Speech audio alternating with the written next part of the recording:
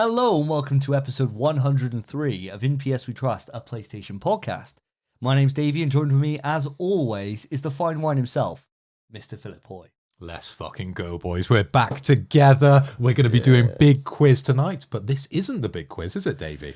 No, we got a kind of a weird one, but before I explain it, I will introduce the boy wonder himself, Spencer Davis. Welcome. Yes, lads. I mean, there's not much more I could say. It's excited to be here, boys. I'm very excited to have you both with me. The thing about it is, listeners, we've kind of learned from past mistakes that we've made. So It took 100 episodes. It did take 100 odd episodes, yeah. So the first time we ever did a big quiz, for those that have an amazing memory, we used to do the big quiz and then do a topic after, and do several topics after sometimes, and it was a fucking nightmare. Sometimes we didn't make it. Oh, we never made it. Very often we didn't make it. Yeah. It would be like 15 minutes of somebody, generally me, rambling about something, then hysterically laughing, and then we just call it a day, right? And that would be all that happens. We learned from that mistake. And so today, I think we fucking nailed it. So audience, you will be listening to this on the Wednesday release, and it will feel like a very normal show, other than the fact that we're breaking to be able to take shots. Apart from that, it's going to feel like a very normal show. We're going to run through the normal run of the show in terms of a hypothetical question to kick us off, then go into what we've been playing, move it into the quick news, and then saddle the rumour and a topic where we got a special guest. Very, very stacked episode indeed. Then what you're going to notice, listeners, a couple of days later, you're going to then get the fucking big one. Now, we are recording both at the same time. That episode, that secondary episode, which is going to be called The Biggest Quiz, episode 100 special, is where we're going to have the big quiz. And this time we have gone mental for it. Instead of a normal 5 questions, where each wrong question you have a shot, it's 10 questions each. So we're going to be fucking ruined, is all that's going to happen. Hopefully. But That's the problem. And normally when it's a 5-question quiz, it's a difficult edit. But we're now doubling it. And that's why we need those extra couple of days to edit. So hopefully you can forgive us for that. And you can wait until the biggest quiz comes out. But it's going to be worth your time. It's going to be worth your patience. And we're going to drop you an episode to keep you happy. I think that's a fair trade. I think also it's that thing of, for those that don't enjoy the completely wrecked hijinks, you've got a normal episode there. So you haven't lost any content. Well, we all know from the analytics, a lot of people do enjoy us getting They do. faceless. Well, they get their own special. Exactly. Exactly right. And it is a celebration. It's going to be a massive, massive event. But we've got a long old way till then. And the first thing, before we even get to the hypothetical, I want to let those who maybe are joining the first time on the In PS We Trust podcast, cruise ship of doom, which is going to be today. It's going to be a really nice sail, but the destination is death, right? The destination is death. So you're going to love the ride. It's going to be very smooth sailing. Unfortunately, you're going to crash into rocks, right? The thing that makes this episode so crazy, right, is that we've each got a shot count. So on the previous 10 episodes of this podcast, each time we do a quick news or we do a bet or we do anything kind of out there, we earn shots. Now, do you want to know the shot count as we begin now? Because we will start ticking them off as this episode unfolds before we climax later on tonight in the big quiz. Do you want to know what you dealt with, guys? I think it's good if we do this because we recapped last episode and that was only a couple of weeks ago. And I think I've done particularly well over the last 10 or so episodes because, I've been running the vast majority of the sort of quick news quizzes and Spencer hasn't been around for a few of them. So you have to have a sub that's come in and he's performed particularly terrible. So thank you, Lewis, for that. So I know I'm doing well here, and I know one of us is doing pretty badly generally, and then he's also got some shots from the other big quiz that he didn't finish, so that's double whammy. Yeah, I'd rather not know personally. Yeah, ignorance is sometimes bliss, but I think It would be very bliss, yes. I think you're in that great time though where you can now start planning how you're going to tackle this, because I made a mistake last time. In that, I originally said to myself, I'm just going to neck all my shots and carry on. We with the show. both did. Yeah, but we kind of nailed them piecemeal across the entire thing. And I think if I had been left with 10 shots, which I had last time, I probably would have done them all and then gone no alcohol until the quizzes. And I think I probably would have been okay, would have coasted. But instead, I was drinking copious amounts of lager and doing 2 shots every now and again. And I was just fucked. I was ruined last quiz. We've just bought 48 bottles of Budweiser. Yeah. And spirits. and we've already been out for food, and we had a couple of beers. Now, I'm 40 now, and I don't normally count the amount of alcohol I drink. You know, people say, oh, Phil, how many did you drink on the night out? I'm like, who fucking knows? I've just enjoyed myself, right? It doesn't matter when you get to a certain age. But we've had 2 pints already, so there is going to be a count tonight, and I think that's important to factor into how this episode goes. I think so. I think what we should do is we should get to the point we start measuring alcoholic units because no one understands those. Really, one episode we should buy a breathalyzer. Oh wow! And it's just like you should be dead. Yeah. So like it's prior to big quiz, Yeah. have a blow, and then after the big quiz, have a blow, and see how it's impacted us. And Points see if we impact can the next quiz. see if we can still drive. Wow. Sure. Yeah, it'd be 3 a.m. by the time we're finished. Exactly. Nobody on the road. There's no police at that time. We all No. know they go to bed. Yeah, exactly. Yeah, they're all pussies. They go to bed at 8 o'clock. Yeah, Do you know what there are on the road? Trees and walls. Yeah, but they don't move. No, but we are. Blindly. He makes a really good point. He does make a good point. Fair. Well, bringing it back on track then, let's start with the least. Phil, give me a shot count. What are you on? Well, it's written on the table. And I don't know Really if that's easy. visible on the camera, but if it's not, I already know. It's 2 shots. I've got a grand total of 2 shots. And I brought with me a whole bottle of apple sours. So I'm going to have two little steady shots. on. Oh, crazy. Steady on. 2 little shots out the top of there, and I'm going to take that home, and yeah, and I'm done for the night. So I'm going to wake up with 0 hangover. I'll tell you now, I'll be having all that. That's all mine. Yeah. Well, Spence, go on then. Give us the worst case example. How Well, many from you what want? I'm seeing, it looks like it says 2. Right? It's not Roman numerals, my friend. Oh, then 11. Yeah, 11. 11 I have. Jeez. 11. And Yeah. that is, listeners, just to put it out there, I have done the worst over the last 10 episodes because I got 7. But the thing is, Spence had 5 from the last big quiz that he pussied out on.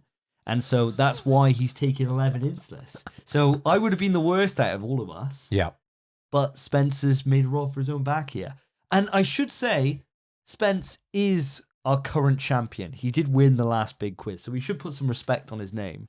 But this isn't the episode for that. That is the big No. quiz episode later. This is my dethroning. This is where Potentially. we'll see. Or my recoronation. Oh, we haven't had a double back-to-back winner yet. No one's done a double back-to-back. No one's Is that retained true? it. I thought I did. Nope. Yeah, I think we have Don't once. think so. We'll have to look on the Wikipedia, but I'm pretty sure I've won the most, haven't I? You've won 4. Yeah. Yeah. Yeah. You've won 4. So I am the 3. best. Yeah, and I've won. Yes. And Spence has now won 2. Okay. But aside from that, our shot counts as well. I also have 5 to give. Yes.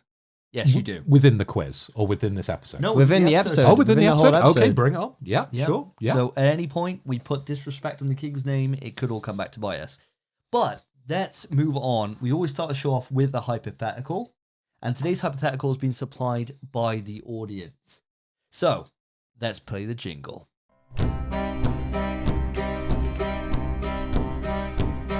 There once was a show some time ago that asked 4 questions every fortnight or so. It became so rare they weren't prepared to have a verse or rhyme. Oh God, I'm scrambling now to get a word that rhymes, so how can I wrap this up? I'll take this mail and go.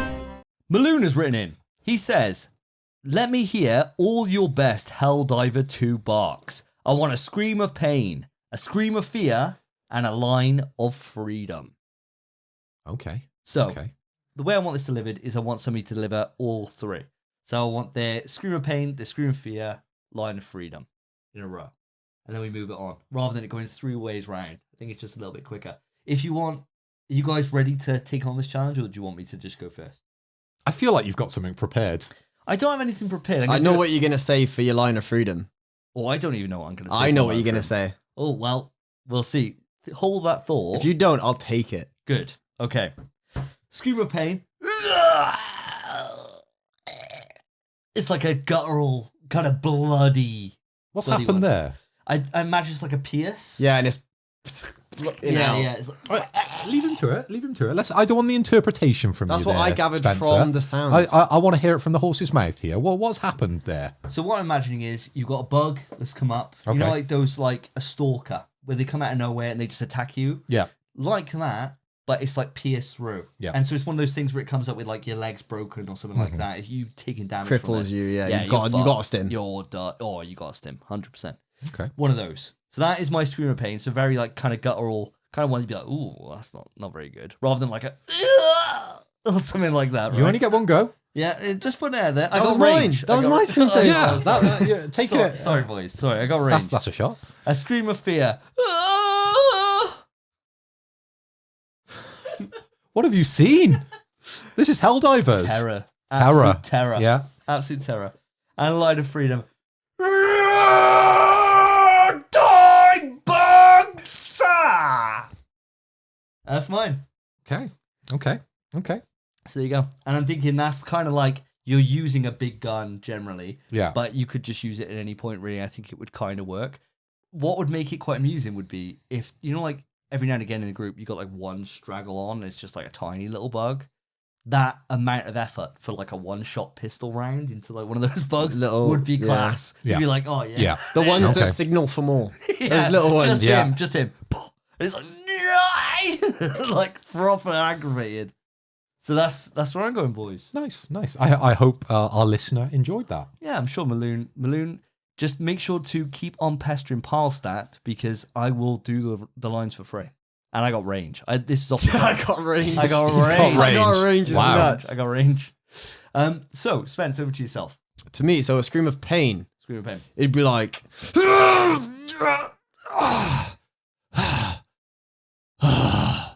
Long. Oh. Long. The breath after. You gotta try and like get grip, you gotta try and deal with it. You're a Helldiver, but you've gotta keep persevering. So you're in pain, but you start going... You just get on with it. Oh, wow. You move past it. Okay. Scream of Fear would just be like...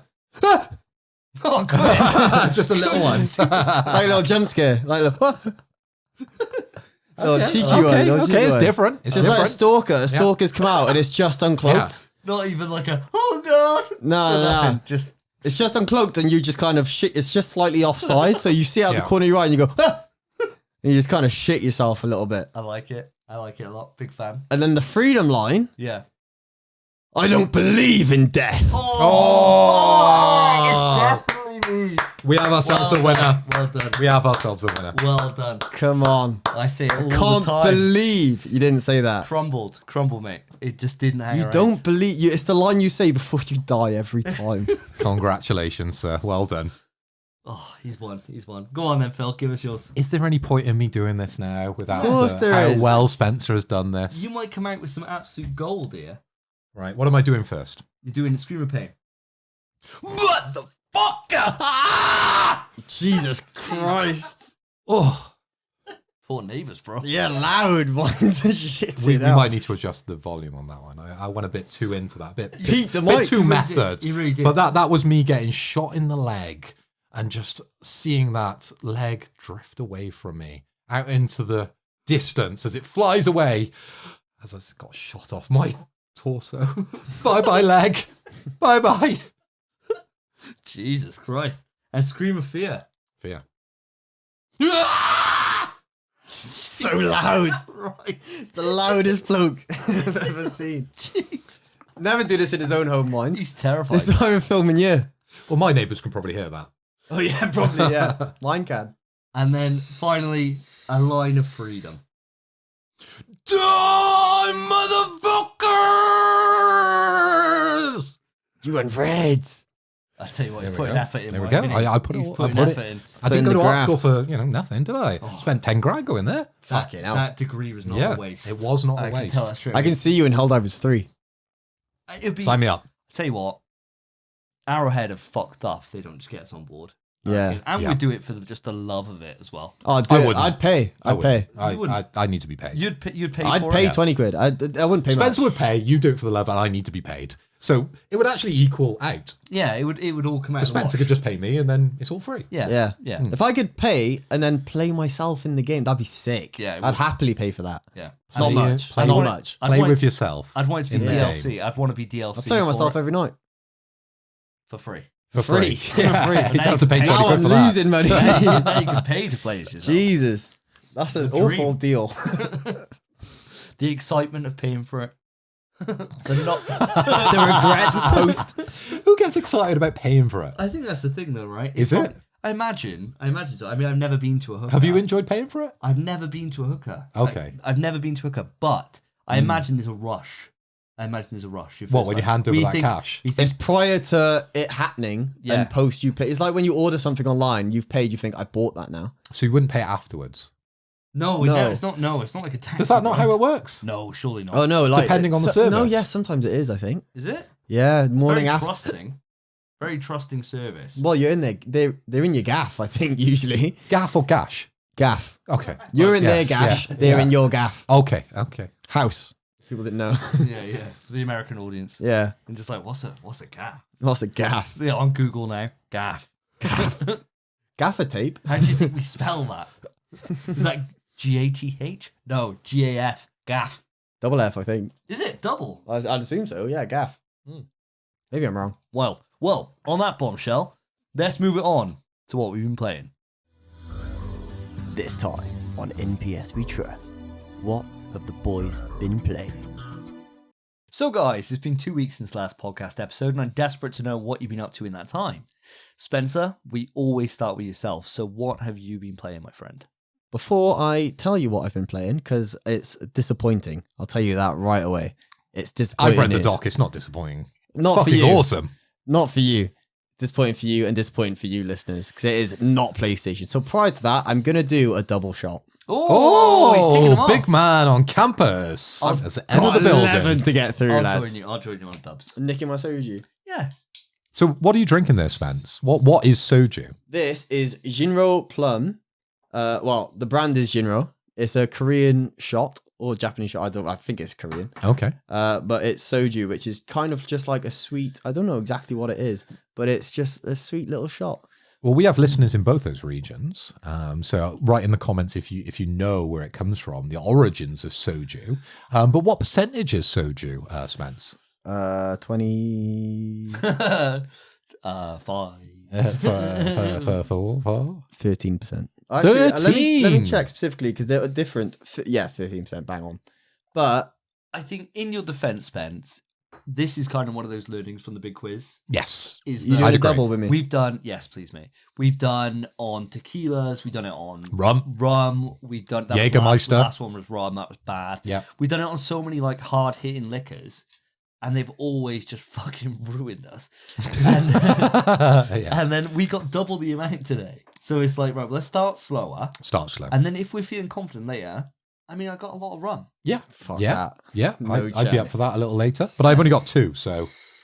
Well, I have 5 to give. Maybe I'll save one for later. Yeah, well, you could. Or I could do. I'm sure you're not going to get a full 30 question run or whatever. Oh, 20. Well, 20 question run. It depends because I'll be going into the big quiz fresh. Yeah, you're going to be so I'm sure I'll do okay. That's so It's true. usually the alcohol that lets us all down at that point. He's not wrong. But that's the fun of the quiz. Chin Chin chin. chin, my friend. Chin chin. Gonna be lovely, this. It's a shame you don't own 3 shot glasses because I would have joined you for at least 1. I've got one. Have you? Yeah, just not Doom ones. Oh, Got one? yeah. Crack I'll on. grab one if you want. Do you want me to grab a shot glass? Yeah, they're in the, you know where the shot glasses are, right? I can have a guess. Top right cupboard. So Phil, through the miracle of editing, we've now got you a shot glass. Wow. You going to do a double? Still, that's magic. How did that appear just there? Editing. It's just I'll tell you powers. Yeah, I'm gonna join you boys. Seeing as I've only got 2 shots, I'm gonna do one of them now. Get it out of the way. The big shot. Here we go. And I'm only gonna do a full size shot to catch you up. That's not counted as 2, is it? That's just counted as 1. We'll count it as 1. Yeah. If you want it So- to be counted as 1. Chin Yeah. chin. Thank you very much. Apple sour is Cheers, guys. lovely as Apple well. sours for tonight. Watch him now, like. Cheers, cheers. Does anyone else want an apple sour? Now we're here. We have an Yeah, audience sure. member as well. if Does you're the having audience one. member want one? We'll offer it out. Karen is here to bear witness to tonight to make sure basically She's the like, judge. Join in. You want to join in? Yeah, go on. So we're going to give the judge. This isn't bribery to the judge. Fucking hell, we all have an apple sour. I'll have one as well. I'm going to pass one over to the judge. Let's start the show. There you Yeah, go, well- judge. I'll have one as well. Yeah, come on. All right. We're doing doubles again. Yeah, I'm just getting my numbers down. I don't want to have all of his apple sours. I've only got one more to have. Oh, yeah, so true. Yeah, go on. Fill me up, mate. Do another one, Phil? Do you want to be free? Nope. I'm going to keep that one hanging over my head.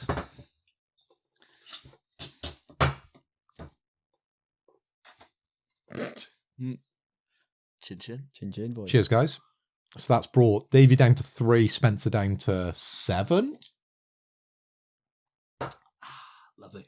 Yep, 7. 7. Okay, well, let's mouth. carry on with the show and find out what Spencer has been playing. I need to know. He's desperate to hear. Gagging. Oh, come on. So, listeners, sorry, by the way. I played a bit of Alan Wake 2, Ooh. Okay. but not enough to really talk about it. Oh. So it's at the point where you get to choose which chapter you want to play, because there's 2 chapters you can kind of pursue in Alan Wake 2. And I started, the one is Alan's, and the chapter I did has to be the shortest chapter in the whole game, because you literally leave the cabin that you're in, Yes. kill 2 enemies, Mm. get somewhere, and then it's the next chapter. That is it. And that's all the progress I've made, because this was about 4 months gap I've had since I last played it, give or take. Mm-hmm. So I forgot all the buttons. So those combat encounters with the 2 enemies were a fucking struggle. It took me like an hour, when that chapter really is about 6 minutes long. Took me ages. If that. Yeah, if that. But to be fair, the reason I was doing it was because you start with no inventory, and I wanted to beat them without wasting what I had. So it was all melee and dodges. I was playing it like it was a FromSoft game. But I got it in the end, but it took me an hour. So I've not made enough progress to report on, unfortunately, but I will get to Alan Wake. I love that game. I will get there. Quick question about Alan Wake, because I may or may not be getting Alan Wake 2 for Christmas. Ooh. I believe my new mother-in-law has bought me Alan Wake 2. She knows me, doesn't she? Very Or she's been nice. listening to the podcast. That's probably what it is. And she's got Alan Wake 2 under her tree ready to give me at Christmas. Of course, it's been to Santa and it's been back. But Spencer, you've had quite a long gap away from Alan Wake 2. Now, Davey has sung its praises, and you basically went through the whole game and completed it and got the platinum, and you loved it, and you sung its praises multiple times on the podcast. But Spencer, why has this game maybe not resonated so heavily with you? Why do you feel you've had such a gap with it? See, the thing is, I think it resonated with me more than it even did with Davey. Yep. Because I think it's the best survival horror I've ever played. That's wild. But you stopped? But I stopped. Because And it was scary, was it? It is scary. It is scary. It is. It's a scary game. It's the scariest survival horror. It's the thing is, the reason it's the most survival horror I've like the best I think I've played is because it leans so heavy into the horror. Okay. Whereas a lot of other survival horrors tend kind of not to. A lot of them are more gameplay oriented, or well, the survival aspect plays more a factor. You're more worried about your ammo and your inventory. Whereas this game is actually frightening. This game's scary. Now, I don't mean to stitch you up, because of course you are the king and you've got 5 shots to hand out. But it was only last show you were telling us that Silent Hill was your favourite survival horror game of all time. And you were going to go in and play Resident Evil. I can say it at this point in the show. I was a little bit nervous there. I double checked that we were still at the point. I was thinking, as soon as it comes out, you start doubting yourself. And I do this in real life now, listeners. We're 100 odd shows in, and it's affecting my real life. Your day to day, yeah. My day to day. Because I talk about Resident Evil all the time, because we love the series, and it's made my life a lot more difficult. But anyway, back to my point. You said Silent Hill was your favourite, and now you're saying Alan Wake 2 is your favourite. Now, Spence, what is your favourite? Well, the thing, I haven't finished Alan Wake 2. So I can't make a perfect decision yet. As it stands, it's probably Silent Hill. Because Silent Hill 1, it was so good. And I'm halfway through Silent Hill 2 now. I haven't spoke about that yet, because I haven't finished it. But I'm playing it with my friends again, as I did for the first one. The remake or the original? The original. Okay. That's important. The reason I haven't talked about it is because I'm trying, whilst I'm playing with my friends, I'm more watching it than playing it. So I've told my friends to kind of take the reins on the game, because I know as soon as we're done, I'm getting into the remake. Oh, wow. Okay. So I don't want to play it too much. I'm happy to see it and experience it. You're just there solving the puzzles for them, right? Genuinely, yeah. They're struggling with the puzzles, yeah. Hard on this. Same as Silent Hill 1. You should start one of those helplines. Remember back in the day where, well, probably you don't, but before the internet, I do know about them, you yeah. used to have like magazines, and you used to have like a phone number, and it was like, expensive. It was a bit like a porn line, right? £1 a minute. £1 a minute, right? £1 a minute, and you'd ring up. Back in like 1999 money. You would speak to some nerdlinger, and he would tell you how to complete games. Yeah, it was nuts. You need to start one of those. It wouldn't Now. be quite as successful now that internet exists. But You'll be better than the internet, Spence. You're cracked. sure. But I'd also just be taking my best guess at what they're doing, But- rather than they could just Google the solution. But all that happens on the phone line, like, ring, ring, ring, ring. Hello, welcome to Game Guru. And Game Guru. Spencer speaking. And they're like, oh, I'm really stuck on this guy. And he's like, you on PlayStation, sir? Yeah, I am. Screen share. Boom. Let me take over your controller, mate. Yeah. Boom. Blast the boss. Who you stuck on? Is it Elden Ring? I got you, bro. Just beat the boss, and you're like, thank you very much. You'll have a text come through. Please rate my service out of 5 stars. Thank you, bye. Hang up. You've made like 40 quid on that. Plus, you've had multiple deaths because you're trying to earn that cash. You know what I'm Tell saying? you've worked on the phones, mate. Yeah. You're trying to Tell. earn that cash. You're just like, oh, I'll get him next time, I promise, mate. He's like, don't worry, mate. I've been on this for 10 hours before I phoned you. You take as long as you need. You're thinking, I fucking will, mate. It's £1 a minute. I'm Pound a earning minute, bang. Yeah, Oh, paid no, by the I minute. died. Not again. Let me try again, mate. One Let me hit try from again. Davey was this time. Oh, And I've sent all your items over to my character. Oh, how Oh, no. unfortunate. Oh, what but what a you shame. could do, like Street Fighter combos, when someone needs to do the trials, because they're particularly difficult in certain versions Oh, of Street I smashed Fighter, those, actually, then to be fair. hey, they could ring you up, screen share, you do the trial, and they get the trophy. Maybe you could be one of the trophy solvers, if you like, the trophy finders. Do you know what's wild is in real life now, you can go on and you can buy, like, say for example, you want a cheap copy of a game. Yep. You can go on, you can buy like a digital version of a game, and it's someone's PSN account that they sell you the Okay. password and oh stuff. yeah, they've been Oh, doing it wow. for years. Yeah, years. That's on there. But then there's also ones on there where somebody would say, do you want the platinum on this? They run a platinum service. Yeah. You provide them with your password and username. They sign in, they get the platinum for you and charge you for that. What's that number? Yeah. I might need to note it down for especially for the game I'm playing, and we'll mention in a minute. I might need that number. Yeah. Sign me up. Sign me up. So Thing is, you call it, it's him. Yeah. Hi, Davey. Oh. No, I'm not playing fucking Infinity Nicky for you. For the fifth time. Stop going But on. I can't man. find the final cat. Stop. I need the final dress to Stop. make my girl look cute. Stop going on about Infinity Nicky. You will play, mate. I think the only game I would call that service for is Dead by Daylight. I would never phone that service ever. Dead by Is- Daylight. No matter what it is. The Spencer line. The Game Guru line I phoned as a kid. I Yeah. phoned it. I can't remember what game it Bet you was did. now. I definitely phoned it when I was a kid. I remember getting stuck. Oh, I do remember. It's Jersey Devil. Do you ever play that game? No. Platform. I know what it I remember is. that. I know what it answered is. that. I was 2. Yeah. And I did that for you. It was solid. It was basically all it was. It was a perfectly normal game, not even hard, but the level design was gash. Yeah. You didn't know where to go. Didn't know where to go. Yeah. And it was like level 3 of like a 12 level game, and I never got further than that. Phone the guy's line. He's like, "I got cheat codes for you." I was like, "I need to know where to go." He's like, "Sorry, mate." So you spent what, like a tenner? And you got to wait to get through to them. You don't get through straight away. That's the long con. You got to wait to get And they through. charge you a minute whilst you wait. Yeah, it's £1 a minute. Even when you're on hold. It was a mega con. I got fucking ripped off, and I was like, brilliant. See, I wish I'd known or needed one of those lines when I was a kid. Because when I was a kid, I used to play a lot of games. I used to be probably better than I am these days.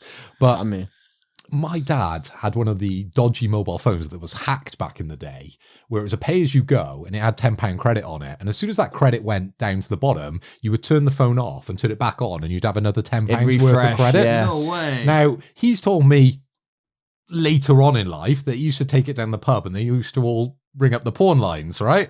And have a bit of a laugh in the pub. But I could have used that For the cheat codes. if I had needed the cheat codes, which I didn't. You're just too cracked, mate. Too good when I good, was mate. younger. The sticks, Yeah. man. Too cracked. too good. Some things, tail off as you get a bit older. Some things get better. Something. So, back to Alan Wake. yeah, Alan Thanks, Wake Karen. 2. Thanks. So Thanks. it's a shame. It is a shame that you haven't got any more into it, and I imagine it's quite a hard game to go back to be honest with you, because I remember playing it through, and it was hard pretty much throughout. Like, it wasn't an easy experience, and it was one. It's very much like Resident Evil 2 remake in that when you play it on hardcore, which I don't know if you've done. I that haven't yet? done RE2 yet. I've done RE3. So Resident Evil 2 on remake on hardcore, you got to really watch that ammo. Like, Yeah. throughout the entire thing, you've really got to be conscious of it. And Alan Wake 2 is very much like that throughout the entire thing. I'll be surprised if by the time you get to the end of it, you think it's one of the best. because I think it's amazing. It's really good, and it's great for what it sets out to do in terms of being like a very original experience. But whereas most great survival horror is ultimately extremely replayable. You can go back, you can pick it up, you want to go back through, you want to do it quicker, you want to do it better. Alan Wake, in the way it tells its story with its detective modes and you sorting all case files and stuff, kind of gets in its own way of being a replayable experience. But as a one and done, I know what you mean. As a one and doneer, it's basically a flawless experience. I understand what you mean. I think the only reason I praise it so highly is it's just the only one that leans in the horror as much as it does. What about you said this and I wanted to jump in, but I didn't. You reckon it's scarier than Dead Space Remake? Ooh, that's a good question. I think it is scarier than Dead Space Remake. Do you? So far, the thing I haven't experienced all of it, but it's a lot more jump scary in different ways. Okay. You know, like when you're traversing into the dark world or whatever it is like Mr. Scratch and all that. It's this like moments where it just flashes white and you see Mr. Scratch and all that, and it's spooky. And then just the environments, like when you're one of the early chapters is Alan, you're just walking, you've left the show and it's just dark and you've got to go in from light to light. Yeah. Don't spoil it. I'm trying not to spoil it. Because we're going to get there. We're going to get there. It's I know early. I've got This a big is- back catalogue, but it's definitely one of the games that's on my list. And Yeah. I do genuinely want to play, especially with the PS5 Pro upgrade. Yeah. Because that looks particularly tasty. But it'd be really interesting to know what our audience, because we talk a lot about sort of survival horror. Obviously, we're all survival horror fans. You know, it's one of the things outside fighting games that we all really connect on multiple levels. So it'd be really interesting to know what the audience thinks is the best survival horror game of all time, really. Ooh. Because I know if we were going to answer that question, we'd need to do another 3-hour podcast. Because it would probably take that sort of amount of time. And I could feel that conversation going that way, but we've got a big quiz to get to. I was going to say. We will need to move on. As much as I want to talk about League, which I think you're going to talk about in a minute, we do need to move on for survival horror. So audience, please let us know in the comments below, and then it'll spark that conversation. And you never know, you might get a 3-hour podcast with us talking about survival horror. Because I would really enjoy that. I would really enjoy that. And of course the button would be off. It would, yeah, it'd have to be. If it's on, it's a joke. Well, it's a joke. It'd be a shorter podcast if it was on. Yeah, 40 minutes. Yeah. So, what is the other game you've been playing then, Spence? Yeah, so this is the whole thing. I didn't mean to talk about Alan Wake. I ended up getting more questions than I expected when I mentioned Alan Wake 2. I've only played that for about an hour, Everything is going to get a lot of questions. I know, yeah. So what I've actually been playing, basically, last Wednesday, or maybe the Wednesday prior, I think last Wednesday, I finished work. And I've got a job now, listeners, by the way. I know you've known I've been broke. Now I have a job. Let's go. For now. Well done, Spence. Welcome. That's a big deal. Big deal. It is. And I finish at 1. And so Wednesday, I finished. And then my friend asked me to help him move stuff into storage. So I went to meet him, grab all the stuff, sorted my car, moved it into his storage locker. And he said, let me buy you food. I said, I've already had food. He went, oh, let me buy you a pint instead then. And I was like, well, I'm not going to say no to a pint, am I? Come on, listeners. So I ended up having a pint. And then whilst I was having that pint, I only wanted one, is Nan came in, brought us around. And I was like, oh. His His Nan, yeah, his Nan. Came to the pub and bought you around. Well, come on, boys, you're going home. What are you, weak? What are you, pussy? Yeah. His granddad. Back in my day, you'd stay here all day and then beat your missus. Why aren't you doing that? I don't think his Nan's saying that. Yeah, she's the missus. She's the like, missus. she missed it. She misses the beating. She wants the beating. Yeah, she does. She's like, please. Just a quick little uppercut. If I buy you another Foster's, will you smack me around the face? Yeah. Horrific. Tell me to make a sandwich, please. Tell me to get back in the kitchen. Roy's been gone for 15 years. I miss it every day. His tender touch. His granddad was in the pub. So she came in to get her husband, my mate's granddad. Who wasn't Sorry. leaving the pub. Whoa. And so while she was there and he was finishing his pint, because he's like, I've only had one. He was lying. He had like 6. But he's like, I've only had one pint. I've been here 20 minutes. He'd been there like 3 hours, lying to her face. Warming the smacking hand. This That's entire what it time. is. Yeah, He's like rubbing it ready. No, he's slipping on the pimp ring. That's what he's doing, like that to her, and she knows what that means. He's talking up. He's talking up, ready to give her She that. puts it on his finger. Yeah. He's keen. Hit me harder, baby. She bought One us more a round, time, as and Britney then Spears whilst said. we were drinking that round, the chase came on. And the chase, I think I've mentioned it before, I have a chase drinking game that I adore. And I used to have weeks and weeks and weeks and weeks. My mate would come over and we'd play the chase drinking game. So I was like, we got to play the chase drinking game. The chase is on. And it was also a monumental episode of Chase. It's been all over the news. Some bloke took minus 17,000. It's nuts. It was everywhere. But we played on that. And then our friends that we haven't seen in like 2 years came in. So it ended up just turning into a night out, which was mad. And then the next morning, hungover as fuck, I thought, do you know what I fancy? League of Legends. How strange. My guy. And I My messaged guy. I messaged It my was a friend. convoluted story of how you got there, but I'm glad you got there. This is how it happened. You boys made it longer, to be fair. But this is what happened. Wait till later. We'll be too drunk to get it anywhere but soft, mate. But I messaged him, said league, and he said absolutely. And so for 5 days straight, Who is this old man that you're playing League with? Well, old man, he's my age, he's a bit older. His Oh, I name's thought you Kyle. meant it's the guy who was The granddad. Yeah. No, it's the mate that I was there with. I go who to bought the me the pub. first pint. I drink 6 pints, I play League, woman. This is what I've always done. What are you now on my case for, woman? That'd be mental. Being like 90 and playing League would be nuts. Crazy. I wouldn't have go the to heart for it. I go to Korea 3 times a year, lady. That's all I do. And she thinks he's out there for the lady boys. Yeah, just there for the league. There for the league. Boys. League of boys. It's more embarrassing, really, isn't it? It is. Way more Yeah, embarrassing. you wouldn't admit Yeah. that to your mates. Never. Never. No. You'd say, oh, yeah, the I lady boys go to are good. Bangkok for the league. They're like, gay. Of course you do. They'd never believe it. Yeah. They'd never believe it. Yeah. But that was how it started. So I messaged him. We started playing League. And we played Yeah. League from then. That was 11 a.m. I messaged him. We played League until I went to bed. And then the next day, woke up at 10. Same thing until I went to Nice. bed. For 5 days, I woke up, booted up League, and I played it until I went to bed. And now It's that type of game. it's that type of game. That's what's happened. And now I'm just obsessed with League. So that is all I've done. I played a bit of Rivals too, as well, here and there. But doesn't really matter. League of Legends is where it's fucking at. League of Legends is sick. I can't believe I ever dropped it. It's actually so good. I'm obsessed with it right now. It is sick, but we've had a opportunity to play League of Legends together, didn't we, Davey? And I think you recorded a video over on your YouTube where you tried to redefine League of Legends. YTS Jumanji, I heard. Yeah, it turns out it's not quite as simple as one would assume. You know, you got a straight path to the Nexus, which is the end point, as far as I'm aware. It is. And you should just be able to just walk up and just beat it up, right? Like, what's the big deal? That's what you were saying. Apparently, it's a lot more convoluted than that. And to me, it's just too much this W to move forward bollocks. I'm just not about it. So- It's not It's W to not. move forward. I don't even know what Definitely it is. not. You click. It's your right click on your mouse Oh, to move too your much character. mouse action for me, mate. Not about it. Not about it. But W to move I'm forward. I'm glad that you're finding something that's keeping you kind of engaged. I'm kind of a little concerned that it's not Street Fighter though. I've still been booting up Street Fighter. Not as much. Because you were saying to me not long ago, you were like, back on the grind for Street Fighter. I'm gonna get my MR up. I'm gonna keep my master rank going. The issue is I did that and I lost 200 MR.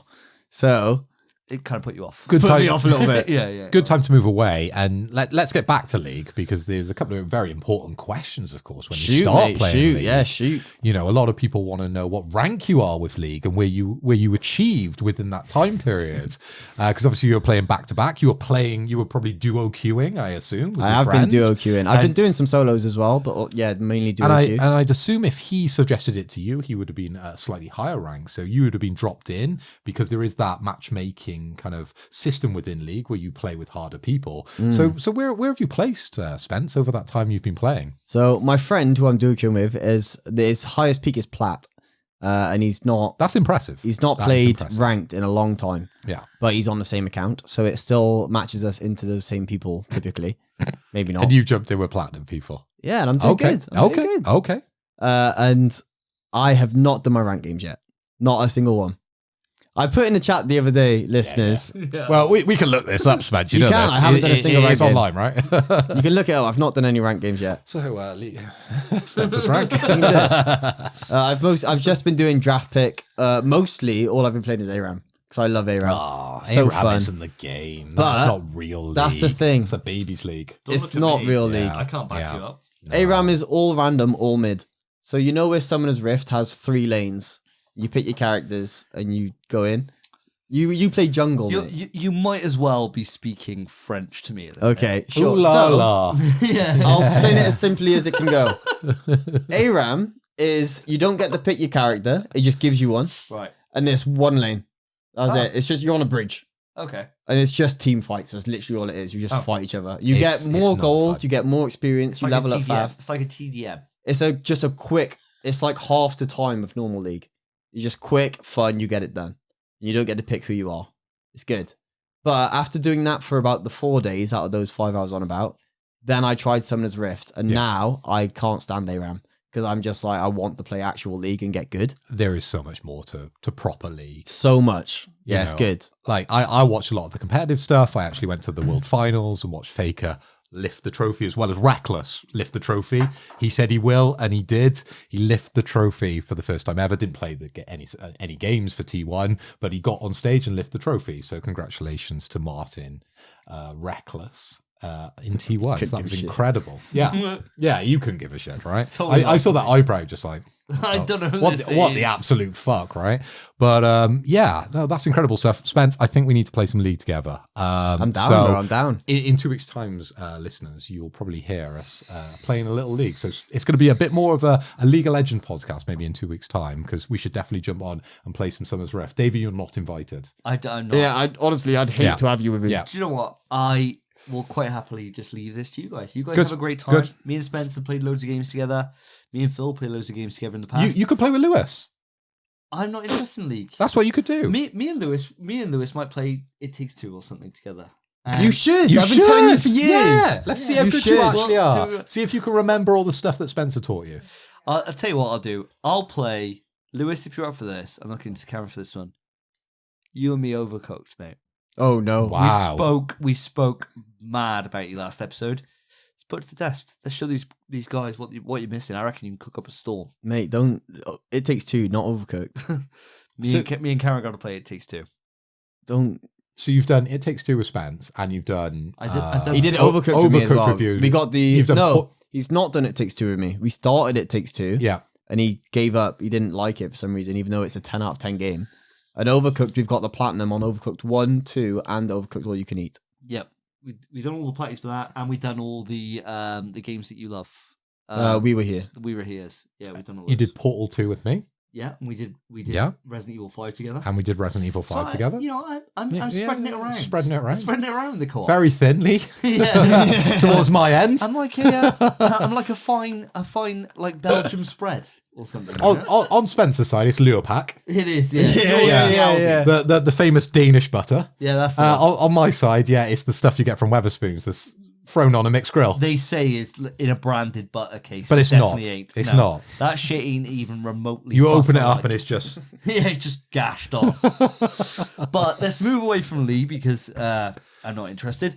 Phil, let's move over to yourself. What have you been playing, my friend? well, Davey. I am glad you asked, and of course, I have prepared. So Get him get his notes up. let me get my script up.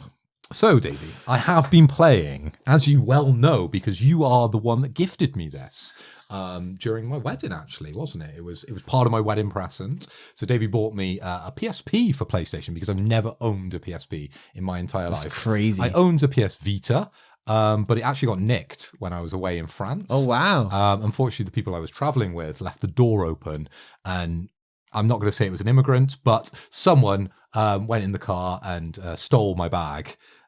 So my PS Vita is somewhere In France. away from me, Yeah. unfortunately. So I only got to play a small amount of Vita. So in the future, I think I will replace that because you've awakened something in me with mobile gaming. And I very much had that anyway with the Portal, but it's not really mobile as such. A lot of the Steam Deck stuff, I do that when I go away. But the Vita has not left my side over the time that you've bought it, actually. So I've been playing a lot of Resistance Retribution. And of course, that is the third-person shooter video game developed by Ben Studio for PlayStation Portable in 2009. And here's my notes, guys. I am reading this. So I played a few hours when I've been traveling. And Davey, I've got to say to you, as much as I love the PSP, the control system and the choice not to have dog. 2 sticks on the device Dog shit. really fucking holds it back. Yep, mega. It's very difficult to be able to play a third-person game and control it. Now, in Resistance Retribution, there is an auto-aim system, and you very much need that auto-aim system to make the game even playable. Oh my god, as soon as you turn that off, it is wild where you're going, okay? So the control system, you have the 1 stick for the movement, and you have the face buttons to aim, and as I said, you definitely need that auto lock on. Now, I've been enjoying it. I've done a couple of different levels on it, and it's been quite nice to get people looking over at me when I'm on a PSP, because most people are on mobile phones, on trains and buses, etc., and I'm there on a PSP, and people are like, "What's that? It looks new," and I'm like, The fuck is it? "It ain't new." 2007. Is this baby? Christ, yeah, it's got a new battery on it, but it looks like shit because it's a beat up old PSP, which I'm very, very grateful for. And it runs perfectly, unlike the first one you bought me, hence why we had to send it back, hence why there has been a little delay since my wedding that I'm talking about it. But I just want to say thank you very much, and I'd love to pour you a shot to say thank you for the Resistance Retribution and the PSP, because I've been really, really enjoying it. And we'll cheers and we'll salute the frogs. Hell yeah. If you like. Hell cute. yeah. Let's do that. That is. I'd love to. Have you played any of the games I bought you? Not yet, Spence. No, well. That's why you're not getting a free shot. Got to start with Resistance, mate. Best. Well, I'll do it anyway. Yeah, do one with us. Oh, go on then. Come Spence. on. Come on, one of us. I got One of 7 us. more to get through. Come on then. Absolutely not. Get the fuck away, Is Cat. this a double or a single fill? Oh, he's filling me up. Yeah, it's dubs. He's got to get through. Bloody frogs. To the bloody frogs. Bloody frogs. And we say that because Resistance Retribution came out in a time where racism just seemed to be okay, Well, it was 1940s Britain. especially against the French. Yeah, but it didn't come out in the 1940s, did it? No. Well, but even today, fuck the French. the man was set. Well, Whoa. well, to be fair. Say what you like on a podcast. Whoa. As long as you're not dropping the Jesus. M word, yeah, totally fine. But no, I think the thing about it is with Resistance, set in the 50s, Yeah. because it's an alternate history, and it's quite startling, really, how much he hates the French. Yeah. And he hates pretty much everyone Yeah. in this game. The more you play it through, because I only just recently got the platy for it, he hates everyone. Even the people that are literally trying to On his help friend. him through Oh, it, yeah, he hates them. just hates them. Yeah. Mega chip on his shoulder. Yeah. But also at the same time, gets the fucking job done.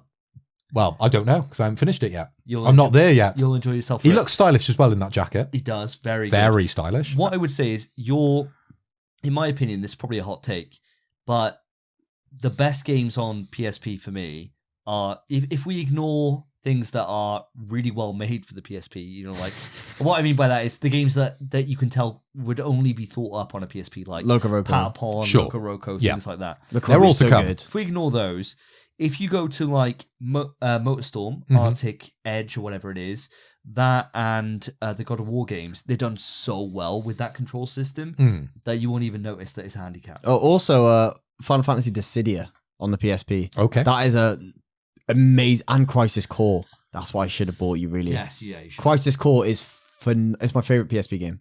It's phenomenal. Well, I'm definitely looking for, opportunities to buy more PSP games because they are relatively cheap as long as it's not one of the sort of big The rare names. ones, yeah. I know, Spence, so you recently bought me the Power Stone Collection, which I know is relatively expensive for a PSP game, but you also bought me a UMD, Spence, which I was very thankful for, especially for the time of year it is. Do you know how So much do you want to that let UMD people was? know what UMD that was? Oh, I don't fucking know. It was like, some Mr. Claus or something. I don't What know. is that? Do you know how much it was? A Christmas classic. Something like that. It was £1.50. That UMD. Nice. And I There we go. bought you also Transformers the game. Transformers the and game. that was £4. Oh, And then Power Stone was like, I won't disclose how much that was because it was a bit.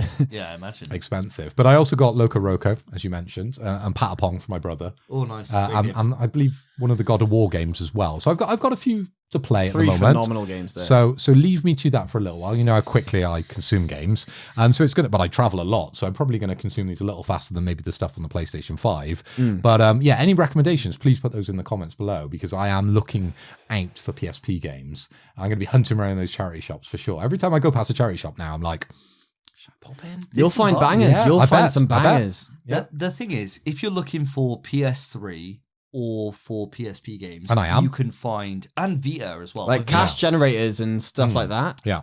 Yeah, goldmine. Gold. The only thing is, I find is that Vita, like I've got another Vita. If you want a Vita, I can just give you one. To be fair, Hello.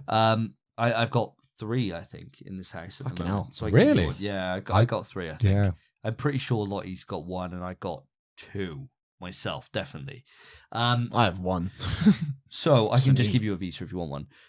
The Vita collection, though, for whatever reason, is a lot more. Seems to be upmarket for some reason. Yeah. It's like Yeah, 15 it quid a is. game. I don't. It's I don't like understand I was why. gonna buy the Metal Gear pack. Oh, that's mega expensive. It's like 40 to 50 quid on the Vita, I and got I was that like, "What's the point when it's on PS5 now?" I got that on PS Plus. I did. That's crazy. Got it on PS Plus. Yeah. When we is- can't game share on Vita like we do on PS5, it doesn't work. when it's that expensive, you kind of just want to hack it. Yes, and the Vita, Yeah. and PSP, super hackable. I know. Super hackable. I know, and I'm tempted, but I'm not tempted enough at the done it. moment Yeah. because of the price of the Vita games. I think- don't feel like they're that expensive at the moment. I'm sure there are I think- specific ones that you guys are talking about that are at that higher price range, and I might hack for those. You should. But I quite like having the physical editions of things. I'm a physical guy, as you know. And it's nice, like with the PSP and the Vita, it's nice to be able to just insert those little Yeah, the parts little- and stuff. And Like, hear it as well. Oh, It's weird. I don't know. It's loud. The I didn't PSP, realise I don't how like loud doing it was. because they feel so Yeah. fragile on the the, PSP. Yeah. it's the UMD hinge. that always Yeah. feels a little Yeah, bit yeah. Mine fragile. broke on Yeah. my second PSP. Mine actually broke, so the one side it wouldn't hinge, so Oh, it would kind of wow. just like hang off, but it would Mm. still work. So I'd kind of just have to hold it closed as I was playing. So class. Awful. What a great fucking time it was back then. And looking back now, you realize just how lucky we were that we just had this period of time where you thought, oh, I got the PSP. Can't wait to see what the next one is. You know? Oh, I got the Vita. Can't wait to see what the next one is. And then here we are. It's been fucking like 15 Still waiting. years. PS Portal, mate. Well, yeah, it's not the same though. And I'll be the first to admit Now it. Although, now it kind of is. that's a great segue. Thank you, Spencer. Because, Phil, Oh yes, yeah, Portal games. Sorry, you know what I'm talking about before I've talked about it. Maybe you've read my notes. You didn't write my notes for me, did you? maybe. Thank Give you a you. little helping hand. You Yeah, phoned me yeah. up on that game cheat. On that Shit, write my yeah, notes cheat. That's what it is. So on the Portal, Davey. He's bringing it over to you as well. Well, Help we him can, read it. we can both read. You can read what I'm going to talk about next. Don't read too far. But we've been playing, and you've been playing it as well, a game called Speed O Llama. Mhm. And this was gifted to us by the guy who's going to feature in our topic of the show, Jrod. Jrod, good old Jrod. So Jrod, listeners, is our topic of the show today, and what he is, and I found this so interesting. We basically, the story, long story short, is that we got an email through into pswetrust@gmail.com saying that he'd love to be featured on the show because what he does is he makes steelbooks for games. So He is the first certified premium steelbook distributor in the games industry. That's how he sells himself. yeah, And he was a super interesting guy. We spent about, an hour with him? yeah, about that. And he sat down and talked us all through the games that he was creating artwork for and creating steelbooks for, and some of the new stuff that he's got in the pipeline. And definitely stay tuned to the end of the show where it's just me and you. Yeah. Unfortunately, I'm not Spencer there. Yeah, I was isn't ill at there. the time. Yeah. Unfortunately, Spencer isn't around for that one. But it's a super interesting conversation, and we got quite a lot out of it, didn't we, Davey? We did, and one thing we did get out of it is the game that you mentioned, Speed of Llama. So Yes. Speed of Llama is, if you've ever played Metal Slug before, you'll know what Speed of Llama is because it is essentially that. It's Metal Slug, but with, I'd say what it is. Have you ever played the game, Spence? I think you and me might have played it together actually, called Broforce. I have played Broforce, yeah. It's Broforce. We didn't play it together though. Did we not? I don't think so. I it was played on it. PS Plus on the start of the PS4 generation. I've played it. So it's Broforce and Metal Slug as a baby together. Okay. It's that, but with llamas. I've got a better comparison, but Go I on. think it's a game that you guys don't know. It's called Contra. Oh, of Oh, course yeah, we it's know like Contra, Contra. yeah. It's, What do you mean exactly we don't like know? Contra, Yeah. Yeah, it's but like more Contra. fast paced. Yeah, And there's double jumps, and you're a llama, So yeah, and it's got a comedy angle. it's I tell you what it is Don't it's know a Contra. super well written. I didn't know Elden Ring last week. That's really. crazy. Or, any of those games, or what was it? GTA, Skyrim, just got to fill in the gaps, right? Yeah, that's true. There's somebody out there that's like Contra. Contra's like they a have legacy no game. idea. Yeah, Contra's legacy. But back to it, the point of this game is that it's just a really well written arcadey experience. Yeah. And I don't know about yourself, Phil, but I've really enjoyed my time with it so far. I mean, how are you getting on with it? Like I've played a fair bit on the Portal. I wouldn't say I've put a lot of time into it. I know you've achieved the platinum for the game. Have I? Let's hit the jingle. Ooh, that's a platinum. But I haven't got there yet, but I am enjoying it. It's a very cute game, but I can see they had a lot of fun putting it together because there's a lot of things in that game that you wouldn't see in a AAA. They try to push the barriers a little bit in the humor and the character design. Hell, there's one character with literally She got those humongous tits. Gargantuan. Yeah, humongous. Yeah. And there's one character that's like modeled after Arnold Schwarzenegger, and it's a llama version of Arnold Schwarzenegger. He's got the big cigar and the abs, and it's incredible. Arnold. Is that on the nose? He's called Arnold, right? Yeah. Yeah. And it's the first time that I looked at a llama and thought, maybe I could be a furry. Maybe there's a reality out there where I could be that. Obviously, I'm not.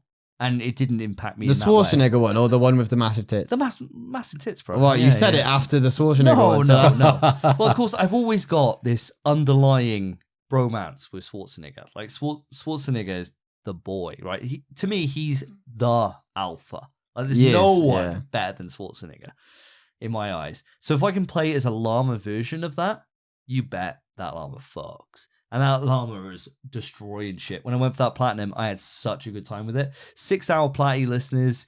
And I tell you what, $7.99 the game is. I thoroughly recommend it. Not because we've been given it, because we've had loads of games that I've been given the podcast across for my YouTube or anything else. And 99% of the time, I'm not recommending them. There's some that I do, but not that often. This is just a great experience. It's a fun game. I'd tell you what it is. It's a perfect palate cleanser. It's a game that you can play between big experiences.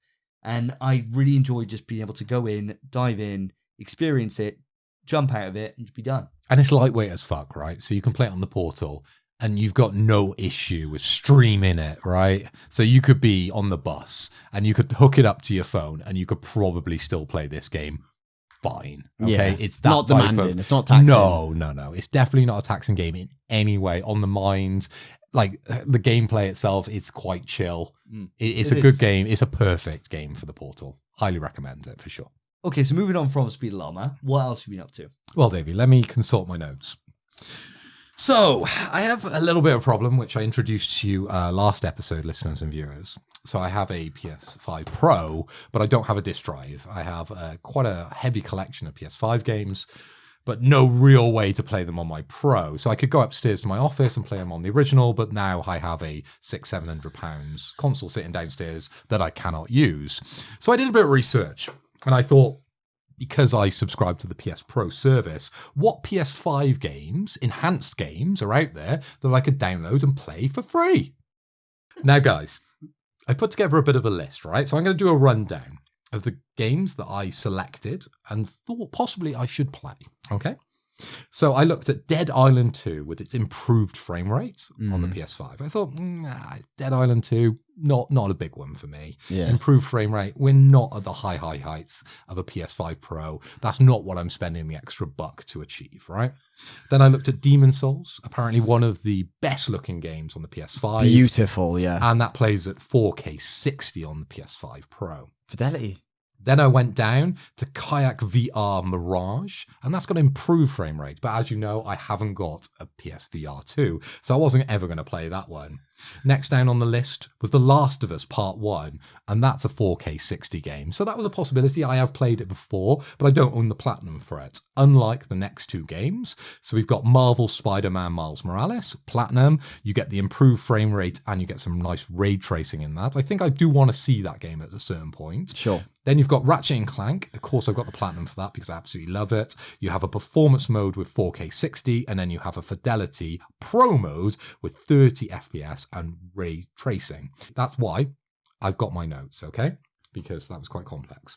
So the game I chose out of that list was Demon Souls. Hell yeah. Shit. Hell yeah. So I have been playing a Souls game. Oh my God. Surprise, surprise. After all this time Oh my and God, having mate. not really enjoyed Bloodborne, and that's sacrilege on this show because you It's guys sacrilege. That's literally horrific. licked Sacrilege anywhere. the ball sack between the legs of Bloodborne.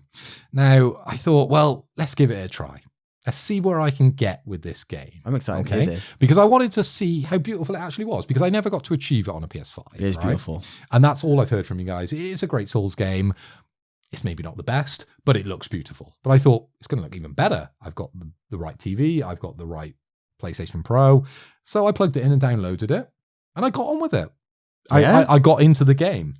So guys, I've got a couple of notes on it again. Oh, Yes! Shit. Oh, Yes! shit. Here we go. So I've been playing as a Temple Knight. Okay, yeah, the best. Sure, That's sure. same as me. Okay, I chose the ring that raises the item discovery because that was one of the items that actually didn't run out when I looked. Was that the worst one to pick? Yeah. Okay, brilliant. Yeah, Pick black firebombs. Easy. Yeah, Brilliant. he's the worst item. Brilliant. Yeah, carry on. So I managed to complete the gates of Valeria, So you beat the first boss. and I killed the phalanx. Yes. Yeah. Well Phalanx. done. And I did that in 2 deaths, which I was pretty happy nice. with. I'm pretty happy with. Did you kill the guy upstairs before you get to the phalanx? He has to before he goes through the gate. Yeah, Otherwise but he you could wouldn't just got get past him. You don't need to kill him. The guy with the blue eyes? I killed everybody along the way. To Oh, you get killed him to then. the You killed him. phalanx. Yeah, great. Yeah, I didn't miss Great. anyone out, and I very much looked at everything other than the dragons, which scared Yeah, the you shit don't into kill me. dragons, I didn't yeah. go close to them. I went round the curve to be able to pick up maybe a ring or something it was. So I managed to do that. And then I got onto the Lord's Path with the dragons. And that is where my journey ended. No! I didn't actually have that much time to invest in Demon's Souls or Demon Is Souls.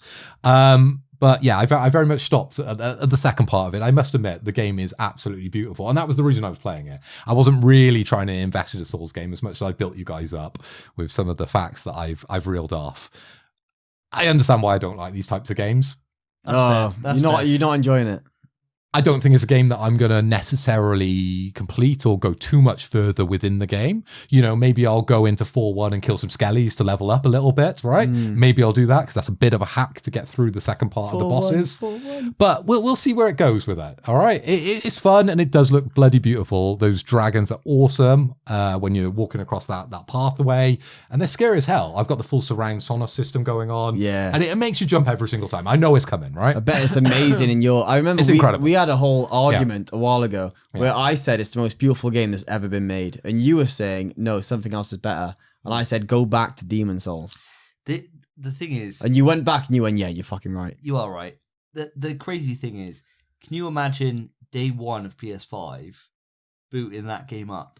And That's a it being- launch game. That's a launch title. Yeah. I think I missed the trick a little bit, but having played it now, and I put a couple of hours into it as I was sort of looking around and sort of playing the first level of the boss and maybe grinding a little bit. I quickly realized this is not the style of game I really, really enjoy. That's fair. But it is on that list, the one to pick to really show what the PS5 Pro can do. And I'm hugely pleased with my purchase. And I just cannot wait to get that disc drive because it spurs me on to play games like Alan Wake 2, like you were talking about, like Stellar Blade. I hear Space Marine 2 has just got its enhanced patch that's just come out. So I can't be more excited to play the games that I actually fucking own. So thank you, PlayStation. I hate you, but I love you. Yeah. They provide and they take away. They take away. They take away. And that's exactly why I still am here and not own it. But I will move on from Demon Souls because as much as I would love to unpack it, I think me and Spence would be here for probably an hour at least. I adore that game. Asking questions. Everything is its own podcast so far. It Yeah. is. Well, I'm going to move on to something that you guys can't really... I don't think there'd be many questions from this, and I think it'd be a good way to end. I have completed Life is Strange Double Exposure, guys. I spoke about it on the last episode, and I was saying at the time, and I made some bold claims. I listened back to the episode, and I said at the time that I think it's not far behind the original Life is Strange and True Colors, and that it's a great game. The ending, It is far behind. kind of sucks. Yeah. Like, Oh wow! like wow. really It's let us sucks. down. It's, and I'm gonna say this, and I don't believe this would be a spoiler. And apologies for anyone if this is spoiler. Blame it on the drank. I no, you can hear this. The difference is normally a Life is Strange experience, when you finish it, it wraps up that game. That game is wrapped. Nothing else to come from it. It's not like a Marvel movie. Is this led into a sequel? Yes. It leads to a sequel. They're after that money, mate. And so instead of getting... I was getting to... Oh, that's... no, yeah. I think I was... Last podcast episode, I was at chapter 4. There's only 5 chapters. And I was saying, I don't know where this is going. And that's why. It's because they don't finish it, right? They don't finish it. There's another game to go. Yeah. Fuck me, really? Yeah. So it's a case of, it left me with a cliffhanger choice at the end, which I made. And I didn't feel, it's not on the same level as the choices in True Colors or the first one in particular. Nowhere near the level of choice. And I thought, this is kind of come out of nowhere. And why are we going down this route with the story? I didn't quite get it. But now I can see where the story's going and where it will go for the next one, which will be quite interesting. I think we'll set up some dynamics. But I feel the whole point of a Life is Strange game is to give you that fully inclusive experience that has a very strong opening, very strong ending, and a middle which carries your interest and builds the characters to make the ending successful. I didn't quite have that because the ending doesn't occur. Fuck me. So, really? Yeah, it just doesn't really happen. I feel like the issue is I only found this out today as well whilst I was looking up research for later on in the show. Bloom and Rage as well has done the same thing. Bloom Rage ain't out yet. No, I know, but there's already after that, they've put up Bloom and Rage Tape 2. Ready to come out next year. It does take away from it. So it's like the same thing where it's the story's not going to end in that part. So one of the fundamentals of the game is the storytelling and the story, and they're giving you half of it, and they're still charging you the full whack. It's like the easiest way to put it is like it's like watching Infinity War, right? Literally what I was going to say. Really, really. Exactly what I was going to say. It's like watching Infinity War, but instead of waiting like a year for Endgame, 3 years. You're waiting if they make it to infinitum. Well, to infinitum. It's like a 72 on Metacritic. I like it. If they go back and make it, which I don't know if they will. If it doesn't well enough, yeah. So it's like, okay. As soon as you said that, I was gonna liken it to it's Infinity exactly War. That. It's like the game's great for 90% of it. That 10% shits the bed, which is probably the most important part of a Life is Strange game, ending, I think. yeah, 100%. And they kind of fuck it. And it's kind of ruined my want to go back in and go for the platinum on this. I've just started it on the second choice, where one of the main characters from the first game is alive. Such a spoiler, mind. Treading so carefully. I know you were treading it carefully really. last time, but it's so obvious who you're on about. Yeah. Blatantly. It's like a bull in a china shop, just easing its way through. I'm trying. Past the Ming vase, past the Fabergé egg. You're gonna break something. Straight in on the Rolex.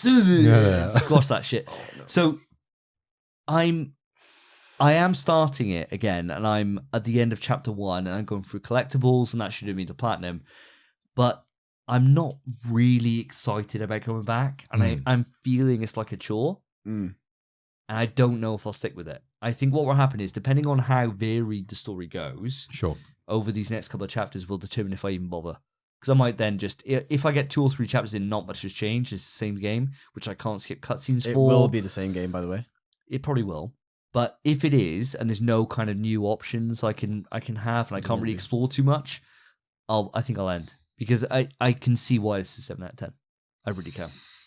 Now, you've played all of the series, am I correct, when it comes to Life is Strange? Now, do you feel like they spunk their load too fast with the series and kind of used up all their main ideas in the first game, and now all the games that have come afterwards have kind of been a lesser experience because they're still trying to fight towards what they achieved in the first one, but they seem to be struggling. They seem to be faltering a little bit, especially with this one.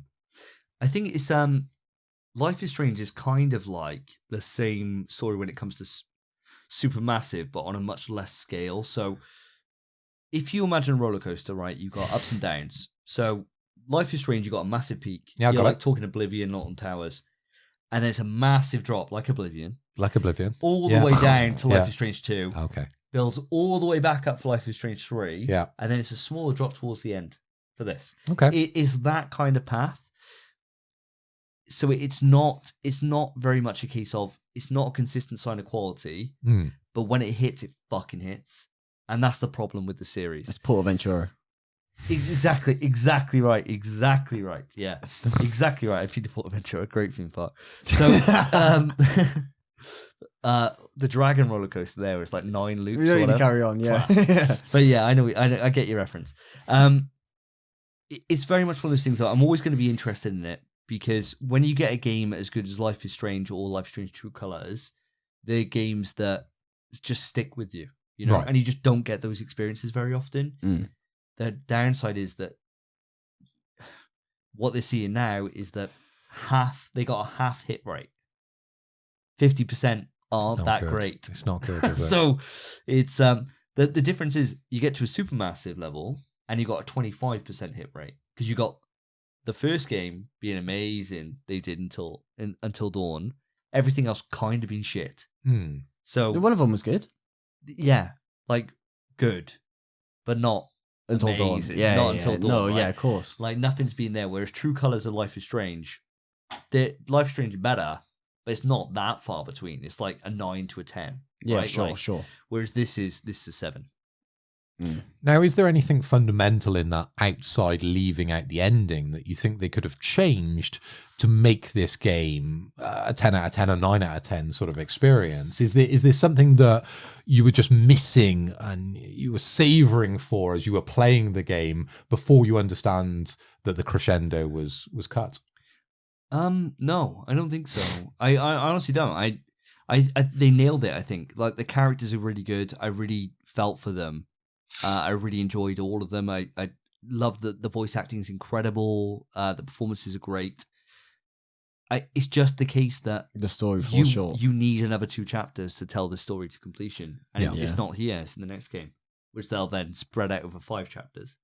So it just feels like as if they just thought, Which means the next game will be subpar as well. probably. Yeah. I imagine. When did this come in? I blame movies, right? I think so. Everything I think needs so to as do well. a trilogy.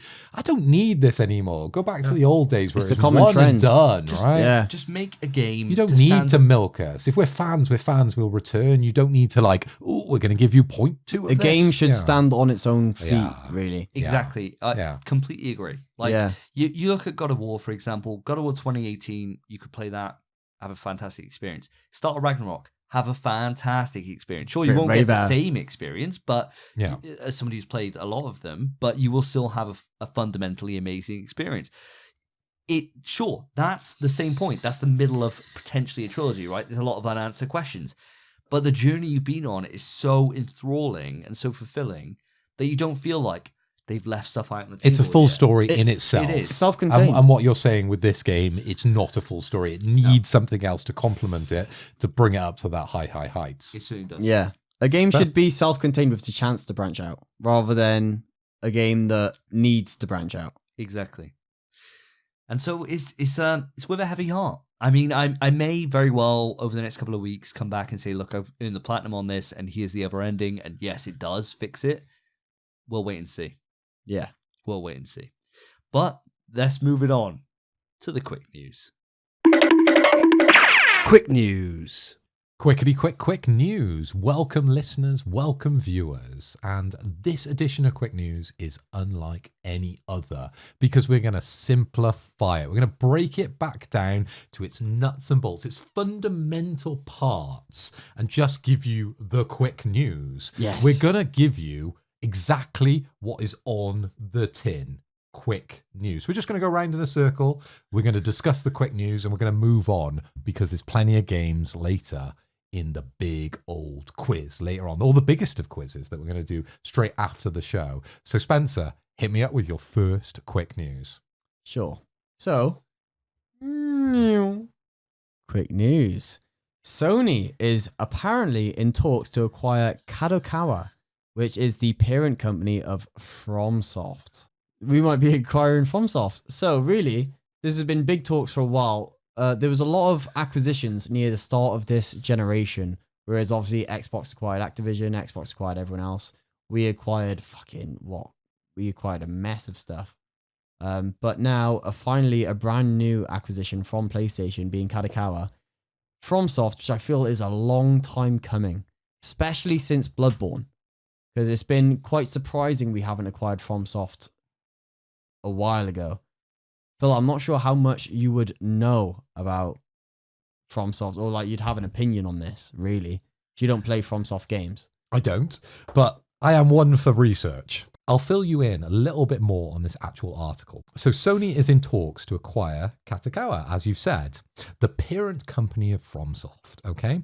So Microsoft, Tencent, and one of the major Chinese companies that isn't Tencent, they've all been vastly interested in this. They've been tracking it all along, okay? Sure. But Sony has got in there, and Kadokawa's market value has boosted now to 4.1 billion. Jesus Okay. Christ. So they own a shit ton of different companies underneath them, and they do a multitude of different things. It isn't just video gaming. A big arm of what Kadokawa do is actually anime. Okay. And they also own FromSoft, and that's why it's particularly interesting for us. That's why I know Kadokawa. Okay? So they're the developers for Armored Core, Elden Ring, Sekiro. But it's important to note here that they aren't buying the publisher Bandai Namco Entertainment, okay? Because there's a lot of crossover between FromSoft and Bandai Namco, okay? So they're not buying those games. They're buying the developer for said games. As I said, the acquisition is more to do with anime than video games, because Jesus Christ, these are literally, and this come from Reddit, they are literally the Disney of anime. They own so much damn anime if you actually look. So that's a bigger deal, but to us personally, we're talking about FromSoft, aren't we? We definitely are. I mean, the thing is, no matter what they own in terms of anime basis, the gaming public, we're going to be interested in FromSoft. And what we've learned over the years is it doesn't matter what the franchise name, because we've gone from Demon Souls to Dark Souls to Bloodborne to Elden Ring. Sekiro to Elden Ring. Yeah. It doesn't fucking matter. The thing is, they just know the secret fucking source. The name could be anything as long as the gameplay's there. Exactly. It doesn't matter. As long as FromSoft's name is attached to it, it's very much like you look at like Rocksteady, right? Who made Batman games. Yep. Before they made the dud in Kill the Suicide Squad, if somebody had bought them and they were just put on a game, that's fucking big news. Like that would have all the attention in the world. And that's exactly what FromSoft is. Now, the things I've read about this is that Kadokawa are the ones chasing Sony to buy them because they're a Japanese company in Sony. And so it just means that they want to be taken over by somebody that would actually do them justice. Sony own Crunchyroll. So it's a perfect fit when it comes to anime. And in terms of looking after their first party studios, unlike, and this isn't just a dunk on Xbox, it's not. The thing is obviously evident. Here comes the dunk. No, it is. Lay up. I'm shooting up. Oh! Xbox can't fucking manage their first party studios. They just can't. It's fucking proven. They've had 2 generations to do it. They just cannot do it. Sony can. Nintendo can as well. Yep. And so the thing is, though, I suppose when you're someone like Kadokawa and you want to be able to put your best foot forward, you want to go where the fucking money is, right? And the money really is on the PlayStation platform. The Nintendo platform does extremely well. The Nintendo Switch, second best popular console of all time, 120 million. Lagging just behind the PS2 160 million. But people buy Nintendo software on Nintendo. They don't go somewhere else for it, right? And nobody's really going to be interested in... I'm sure that Dark Souls Remastered, when that came to Switch, didn't really move the needle. It did, I suppose. What, compared to like PS4? I think PS5? Compared to PS4, maybe not. Compared to Xbox, yeah, it sold a lot. Oh, it's compared to... Yeah, I had Xbox aren't even relevant. like Smash tournaments I was going to at the time, a lot of people would not take this Switch to be used as a thing. They would sit there and play Dark Souls. There was like, I think at one event, there was about 6 people playing Dark Souls 1. Remastered. It feels just like a reason to play it on the move, though. It is, yeah. That's exactly, that's the benefit of the Switch. Yeah. But as opposed to that's actually the reason really moving the needle. I think Davey was referring to something quite different there. But that's what makes it move the needle, you know? To a certain extent. I mean, it all depends. But I mean, putting it back on track, for me, Kadokawa approaching Sony for this is wild. And it's one of those things that, if I'm honest with you, I don't want to happen. Right? Like I've said this so many times, I don't need any more acquisitions. We've got enough. And one thing that's become quite clear over this generation of PS5 is there's been issues. Yeah. We haven't been able to manage our first party software the same way we did on PS3 or PS4. Concord. Concord at least put a game out. Naughty Dog haven't put a game out this entire generation. Well, Concord tried to put a game out. They did, and it was good. It's just that the general public fucked it, right? Like, I'm not putting anything on Firewalk on this. I think we've Firewalk been delivered. through this so many times. Yeah. I don't really feel like this. Thing is, the only reason Naughty Dog hasn't is because PlayStation's now letting them take the reins. They're giving them more control because they know what they're capable of. I guess so, but for me, it just feels like we don't need any more studios to succeed. No, we right? don't. We don't.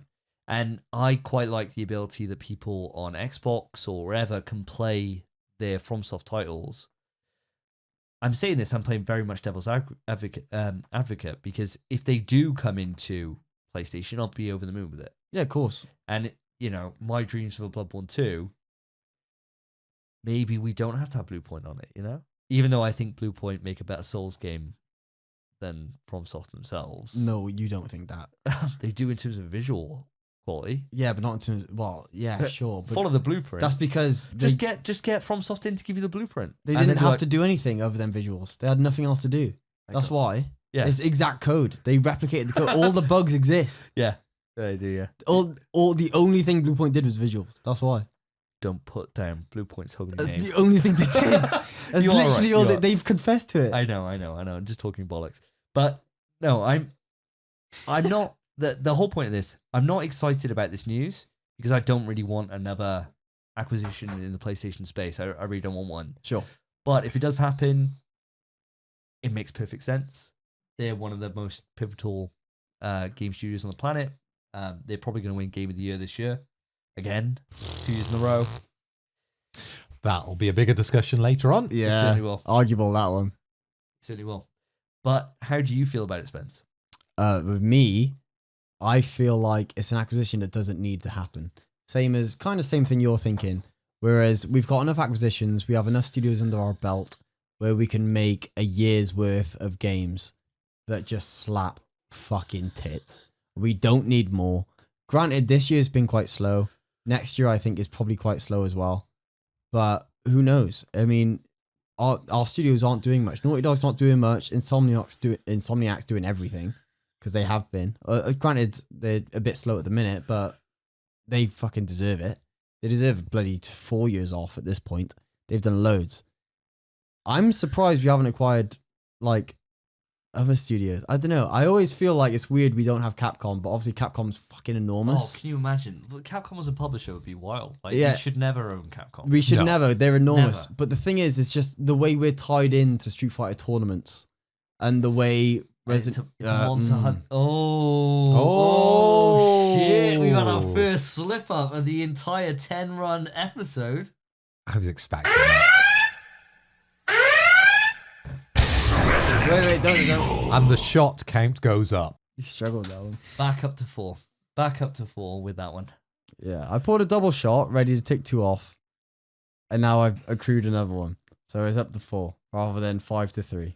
But I know what you're saying. The thing is, we all love Capcom, and I think the reason why I love them is because they are their own entity. And sure, they have a lot of marketing deals with PlayStation, and why wouldn't you? Same with Square. But it's nice that other people can experience the games, right? And I don't want to lock that content out for them. So, that soju going down well, huh? Feel that burn. The more you have, the worse it gets. The better. I got 3 balls of this. But carry on your point. I'm just surprised we haven't. Granted, obviously Capcom would be such a huge get and a monumental, but it's just to tie in with the Street Fighter tournaments we've had over the years. Whereas like PlayStation a partner in Evo, PlayStation helps support all the tournament scene, and then the game that can't be mentioned is always kind of like thank you, is always so heavily kind of shown at State of Plays and PlayStation events. It's like we had a State of Play that was Village exclusive. Yeah. So it's so amazing that we don't actually have that studio yet, even though we're so heavily connected to them. But then FromSoft, I suppose, is the same. You know what I mean? But yeah, that's the one I'd think we'd acquire prior to FromSoft. But for us getting FromSoft, if we are to get them, mental. But I agree with you. Where's the anime thing? Because every single time I watch an anime, I always see during the opening at the bottom, Kadokawa. Always see it. They're the Disney. And now Funimation's just gone. because it's all just Crunchyroll now. Been bought out by Crunchyroll. Been bought out, yeah. They've been tied together. They're the same instance now. And now that it's owned by Sony, it's just, this is your platform for anime. So it makes so much sense. I never thought about this acquisition from an anime standpoint, I suppose. It's certainly interesting. It's one of those things, I think, that when it comes to PlayStation, if you were smart about it, right? Hold on. Let's just have a quick little alcohol update before I finish my point. Spence, how are you feeling? Yeah. You've got 4 shots left of your 11. And we're already going wildly off topic when we're talking about certain things. Cannot wait for the next quick Mate, news. we were going off topic in what we're playing. I'm not going to lie to you. Yeah. I mentioned League and we started talking about Street Fighter 6. The points are hitting different. But I think to close this topic out, it's an interesting thing. We'll wait and see. For me, if this happens, I won't feel either positive or negative about this whole situation. But I can understand the outcry that will come from the gaming landscape. I'll tell you what, I feel nothing about it currently. As soon as we acquire them, I'll be buzzing. I'll be popping off. And you will too. Yeah, I don't know. I mean, I'm always one of those ones where if something works, why fucking change it, right? And FromSoft just works under Bandai Namco. I know, but I want more Bloodborns. Yeah, all right, yeah, fair. Yeah, great point, Spence. Yeah, totally agree. Done deal, right? But Davey, I think you were slightly harsh in the sense that you say that like acquiring them, it could be a negative thing. I think it could be very much positive for PlayStation because our rollout has been relatively slow over the PS5. I think for big first-party studio games, there hasn't been an overwhelming amount of them. And we get a lot of criticism from some of the Xbox minor celebrities that we talk to over on the Xbox podcast. You know, they do very well over there. And they're talking about the amount of games we're releasing. We obviously laugh about the amount of games they're releasing. But it has been a slow year for Sony. I think we can all admit that. And for us to have more studios, I think is a positive thing for us because we can bolster that, right? So I look at a lot of Twitter posts and I'm seeing, Zubitech posting out comparisons between the first year of PS4 versus the first year of PS5, the second year of PS4 versus the second year of PS5.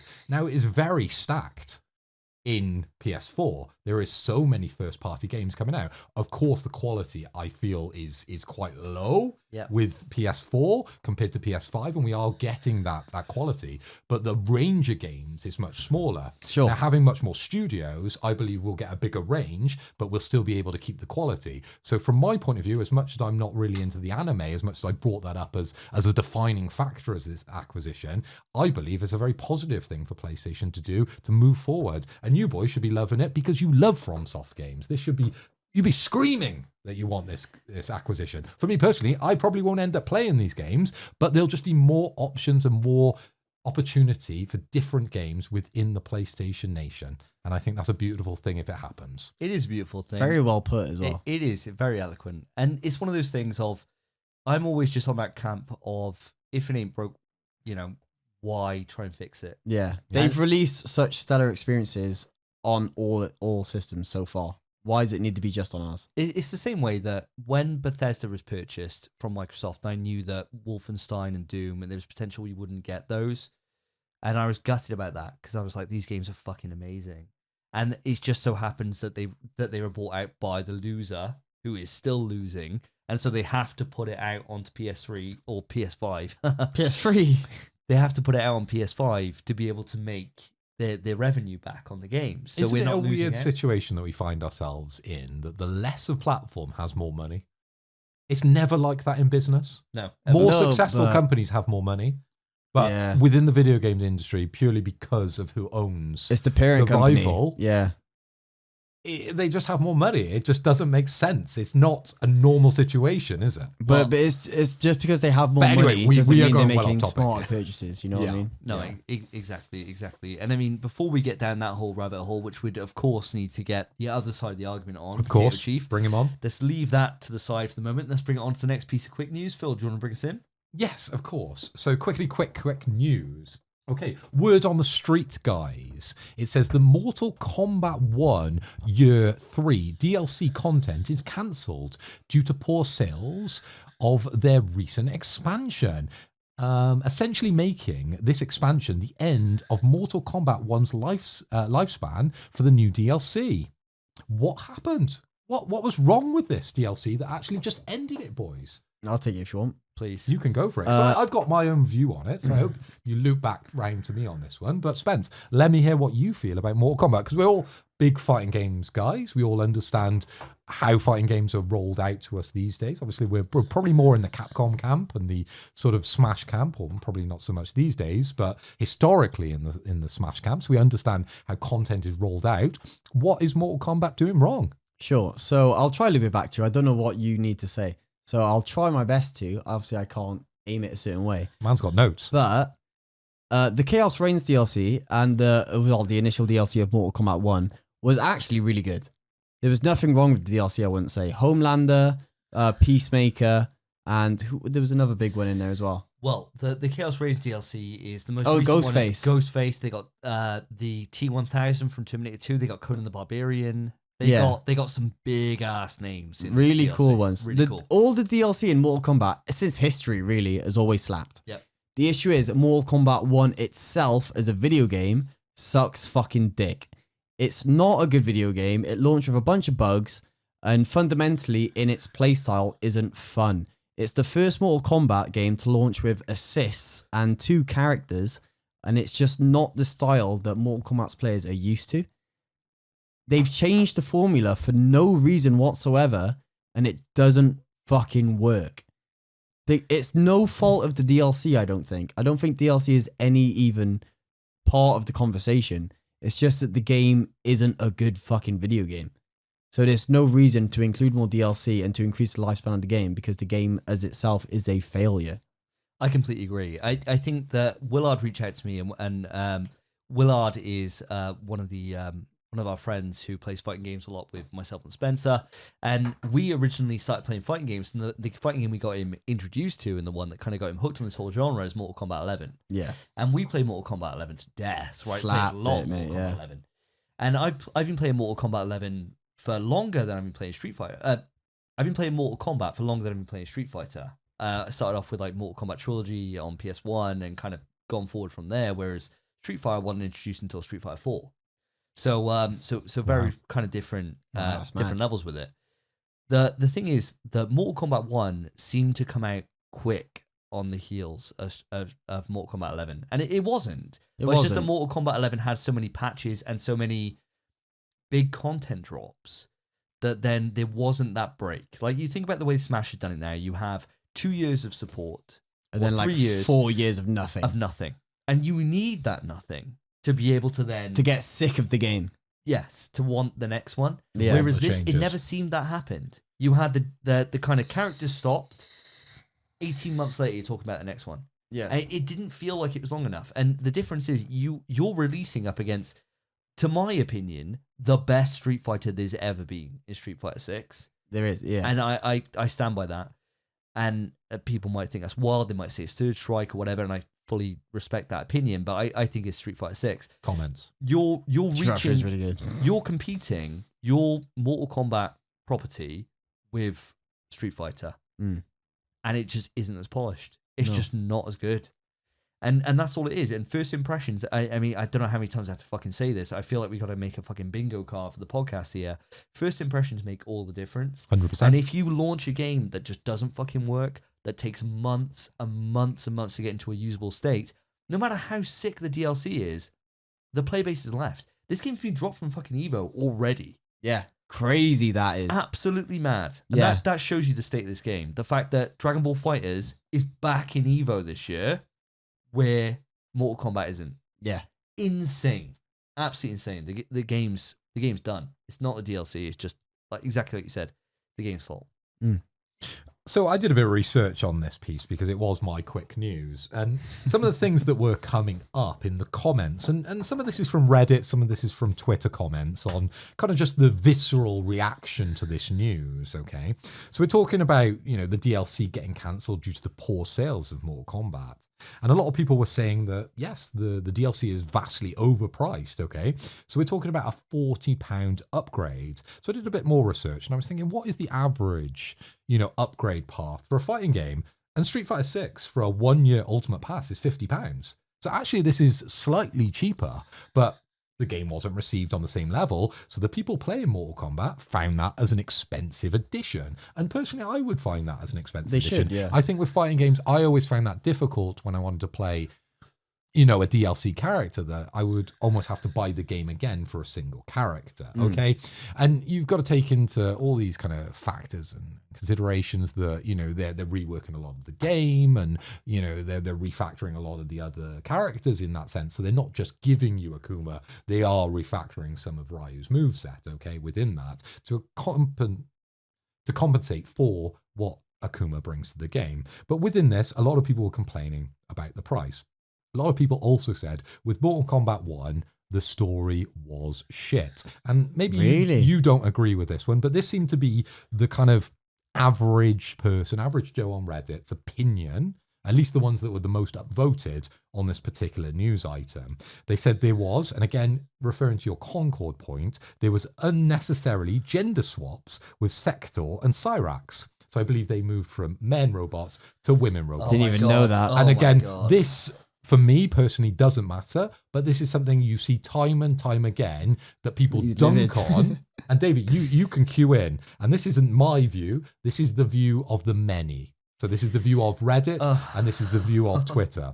So people, also Davey, you might want to cue in on this, were not interested in another Terminator or Arnold Schwarzenegger character that's not voiced by Arnold Schwarzenegger. So they seem to be rolling out his IP and doing what they can without actually getting him involved in it. Okay, so he's selling his license to them. And he does this a lot, Arnold Schwarzenegger. I think he did a podcast with AI where it just did the whole podcast where it was his voice, but he didn't actually do any work. Legend. Fucking brilliant. Do the same thing with me. Chat GPT me right up, please, boys, and make some money. He's just at home counting it, isn't Maybe he? can talk a lot better than I can. Bro. But Davey, that is the voice of the majority. And I thought I'd hear that because I think that is somewhat important to the conversation. Okay, you boys have a very competitive mindset view, and you might talk for the minority here, but this is very much the voice of the majority. So we've got overpriced, shit story, weird gender swap, and Arnold Schwarzenegger was not in it. How do you feel about that? I think taking them one by one, I think overpriced is wild. I think that's actually ridiculous.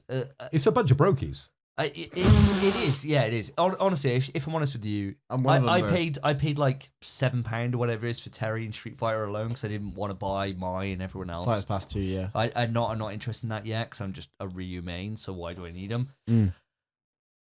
I don't understand that, especially when I looked at it. I don't own Mortal Kombat 1. I looked at that lineup of DLC and I was like, fucking hell, that is like a strong ass fucking DLC. Getting a T1000 and Conan the Barbarian in one fucking DLC pack. It's like a fucking Matthew Davis wet dream, bro. You're so biased, yeah. I was gonna say so biased, man. Well, yeah, of course. I'm only speaking for myself, right? Yeah. Like the viewers have caught on to what I've done here, right? Yeah. I loved it. Targeted. I loved it, and so I was like, I would easy pay that. The story, though, if that is weak, and which we cannot kind of mention because we haven't played it. So Mortal Kombat's very different from KOF, Soul Calibur, Tekken, any of these, right? In that it's got a fucking amazing casual mode in its story. And it's a good enough reason to be able to buy it on the off because you can play it without going online, without fighting anyone, play the bots through, and you can have a great 20 or... well, if you're shit, probably 20, but on an average playthrough, probably 12-hour experience, and really kind of just enjoy the story that comes up with that. I think about my experience through MK11 or Injustice 1 and 2, and you finish those and you think, Jesus Christ, like that was worth the price of admission, right, to be able to get in. And the fights are kind of the downside with that, because that story's so well told, and you think, oh my God, like this is great. So Mortal Kombat appeals to those casual fans, same as a Smash does, in terms of you get them through the door from the fact that it's flashy graphics. This is in Mortal Kombat's case, not Smash, obviously. Yeah, it's the blood and gore for Mortal Kombat, and the blood and gore, right? And the fatality, yeah. And you get that backed up with a solid arcade mode, right? You get that with a solid story mode. If they failed on that part, it's fucked. It's fucked. And I think that's the Achilles heel here that's being picked up, which we couldn't comment on before. No, yeah. Mortal Kombat needs to get its casual audience in, and it failed to do that this year, or this iteration, I suppose. So in failing its story, I can't, like you said, I can't comment on that. I've not played it. But it needs every single NetherRealm game, which is all the Mortal Kombats, all the Injustices, all those. They've had fucking phenomenal stories. Always a fucking phenomenal story. It's always the best part of the game. It is. It's the best. It really is, Rather than like, sure, we played sessions online. The story was way better than any of that. The story's sick, and some of those characters bad as hell. But it doesn't even matter. If in this new one it doesn't have a good story, the game's failed. That's what it needs to live. That's why these games sell better than Street Fighter every year, because of their story. My personal opinion, and having not played these games, I don't feel like it's any of these points. I just made them to wind up Davey. No, it's a good point. I knew he would have smoke coming out of his ears, especially when I mentioned about the gender swap. Jesus Christ, fucking robots that split oil when you beat them. They apparently and now they're sexy women with no boobs. It just looks exactly the same character model. Apparently, it's a woman. I wouldn't care about that. That's fine. No one would. You'd fuck anything. Anyway, I would. Yeah. Moving on. So my view on this, and I think they've missed the trick, because it's something that we all noticed with Street Fighter, and where they actually concentrated a lot of their development was to attract new people into fighting games. Oh, the control schemes. So they created an accessible control scheme, and they also created a world where you could play it, but not be continuously beat down within ranked. You could go out into an open world and experience the characters. There was some sort of semblance of a story there. It turned out not to be so great, but that was their way to introduce new people into the genre. And I feel like fighting games have never really serviced that area of the consumer group, okay? It looks towards you guys as the hardcore and says, what do you want? I'm going to try and please you. Maybe we'll change something because we're doing 11 rather than 10. Okay, but Street Fighter, it did something different and tried to say, come, everybody, play my game. Come as hard as you can into my face, because this game is a beautiful game and I want to share it with everybody. Mortal Kombat, in my opinion, didn't do that. They just got another Arnold Schwarzenegger tie-in. And it's like, that stuff's old now, right? That doesn't attract as many people. They attract you. Well, but I don't feel like that attracts the same sort of volume as something like a training mode or a special control system for someone who doesn't understand fighting games, that can get into it easy and still enjoy the game. I completely agree with you. I think DLC is one of those things that's a sweetener to keep the game and to keep it active.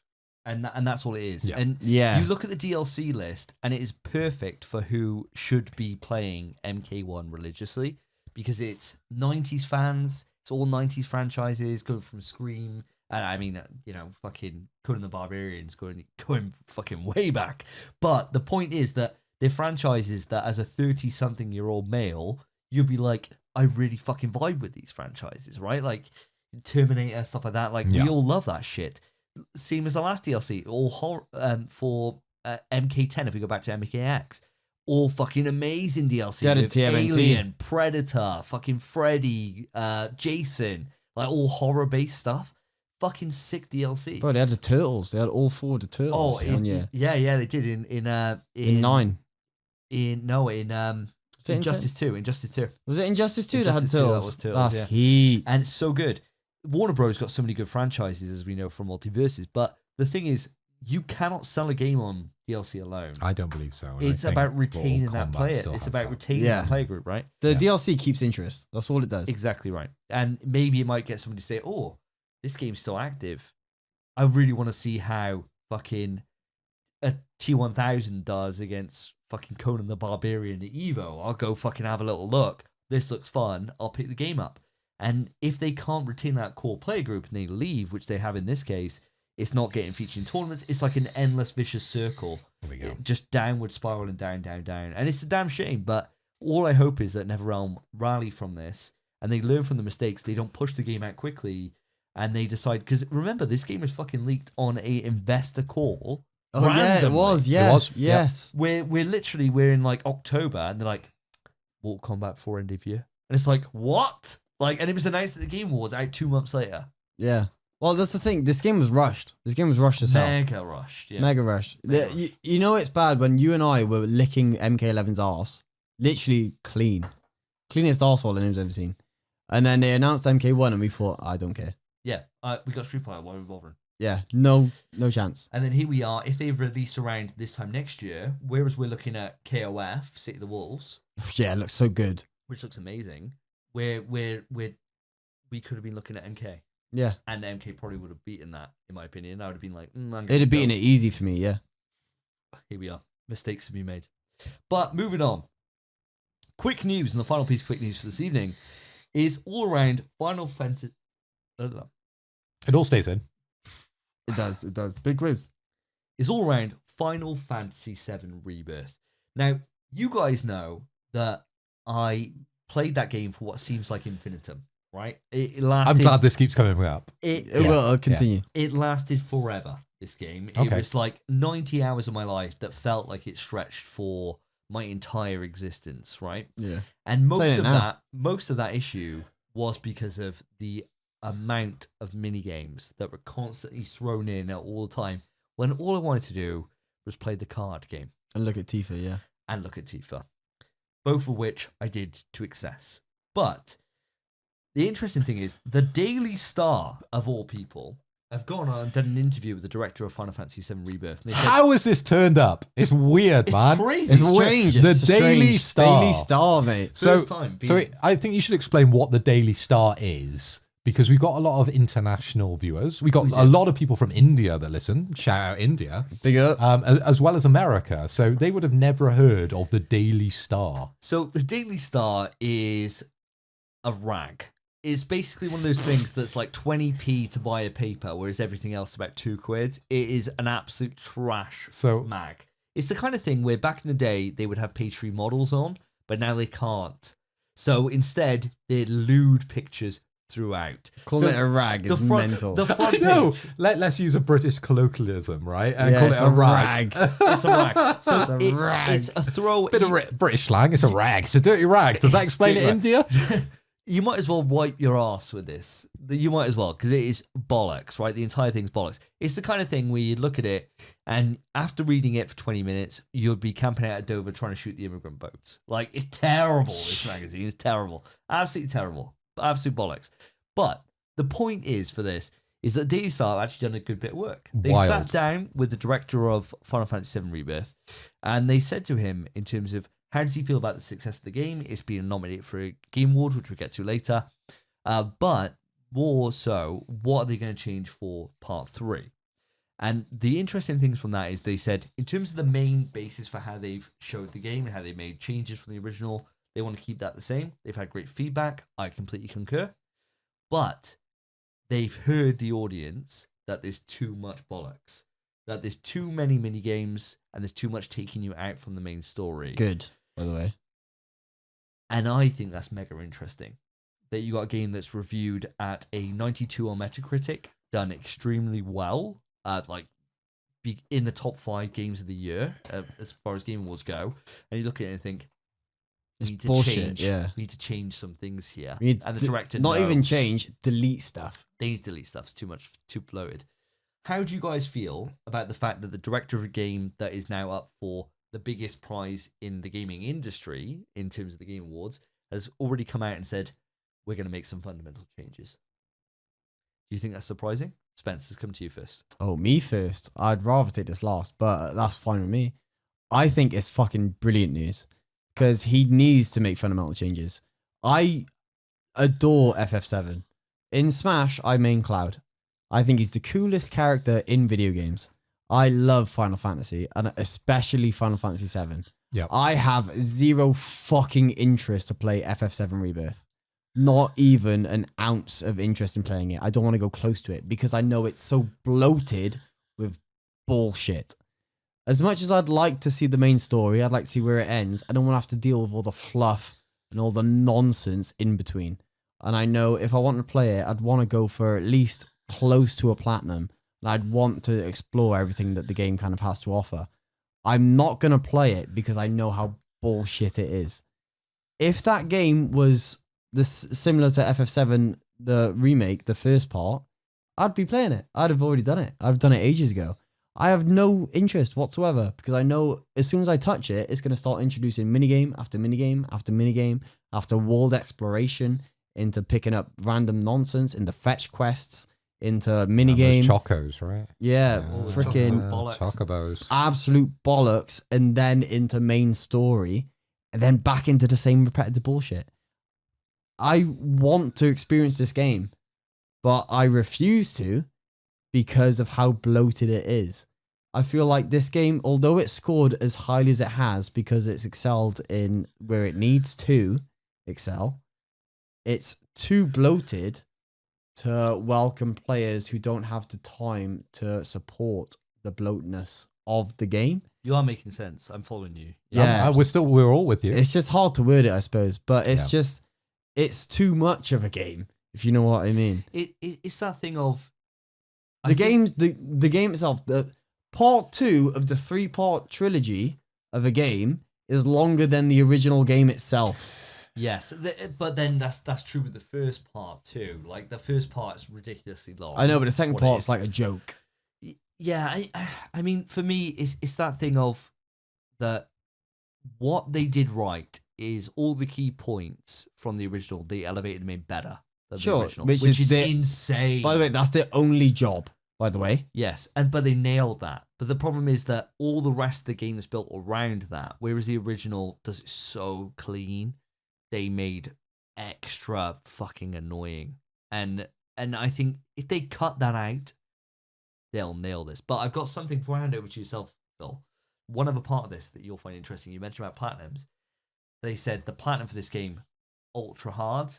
They're not going to make that mistake again. It's not going to need 2 playthroughs. It's not going to need all this collection bollocks. They're going to make it a lot simpler. 2 needs 2 playthroughs. It needs 2 full playthroughs of the game, yeah. That's why I have not gone for platinum on it. I'm not playing that game. No. I'm never going to play it. Yeah. I'm not playing 3 then. You should just play original and be thankful for the experience you get. Yeah, but they fucked. The issue is this is a 3-part trilogy. In bloating the second part, I'm now not going to play 2 or 3. No, but this is why you're always going to see with a trilogy like this, you're always going to see, generally, you're going to see sales drop for each one. No, what I need from them now, which is insulting, but they deserve it, they need to re-release 2. They need to do 2 again, better. They need to do part 2 again, but better, more concise. And then I'll buy 2 and 3. I'm not going to buy 3 without a good version of 2. So they need to do an actual, like, maybe a Game of the Year version or a definitive edition or whatever the fuck they want to call it. A concise fucking version of 2. And then I'll buy 3, which I'm sure they're going to make good because they fucked up with 2. Yeah. So they need to condense 2. Condensed edition, whatever the fuck they want to call it. Condensed edition would be class. And then I'll beat that, platinum it, sure, whatever. And then I'll buy 3. I'm not fucking playing Rebirth. No matter what. I think you're probably better off watching all the cutscenes on YouTube on nights and that's enough for you. I'm not fucking bothering. And then complaining there's no gameplay. yeah, exactly. Like your mate did. Like the last yeah, mate, piss me off. bollocks. I'm not gonna fucking bother. That. I'm not gonna get close to 2. I know how bloated that shit is. Like fucking 100 hours. I'm fucked that off. I'm not gonna touch it. I'll just play the OG. The remake at this point, remaking the game, if you make it that bloated and that long, is fucking pointless. Agreed. I'm not going to play it. Which means your next game has lost the sale. Which means however many people haven't played 2, they're not going to play 3. Completely agree. Phil, what about yourself? How are you feeling about all this? Well, what is left for me to say about this? And I think the only thing I can really add to this is that I find it really refreshing to hear like a director of a video game admit fault with a video game, and especially a video game on this level. So he's gone through, 2 main points, which I'm glad you caught with the how difficult the platinum was, because that was in my notes actually. So amount of mini games, and this was something that you sort of commented on as you played through. So here you are the voice of the majority here. You're not that edge case scenario when we were talking about fighting games. You are the voice of the majority. You said there was too many mini games within this, and it's awfully bloated. And Spencer, you've definitely hammered home that point about too many mini games throughout that just makes the game too much of a game. They need to really slim that down. But when it comes to the platinum trophy, now you boys love a very difficult platinum trophy, but I think there's difficult and then there's just tedious. boggling, just over repetitiveness within a trophy. And I feel like this game, having not played it, but just going off the things that you guys have said, that it definitely lives in that sort of area. So I'm glad that he's admitted a bit of fault and he's going to change some things. It's really refreshing. As much as I'm not a big Final Fantasy guy, having not played any of the games, again, that is a bit of a gaming black hole for me. I've never even played Final Fantasy VII.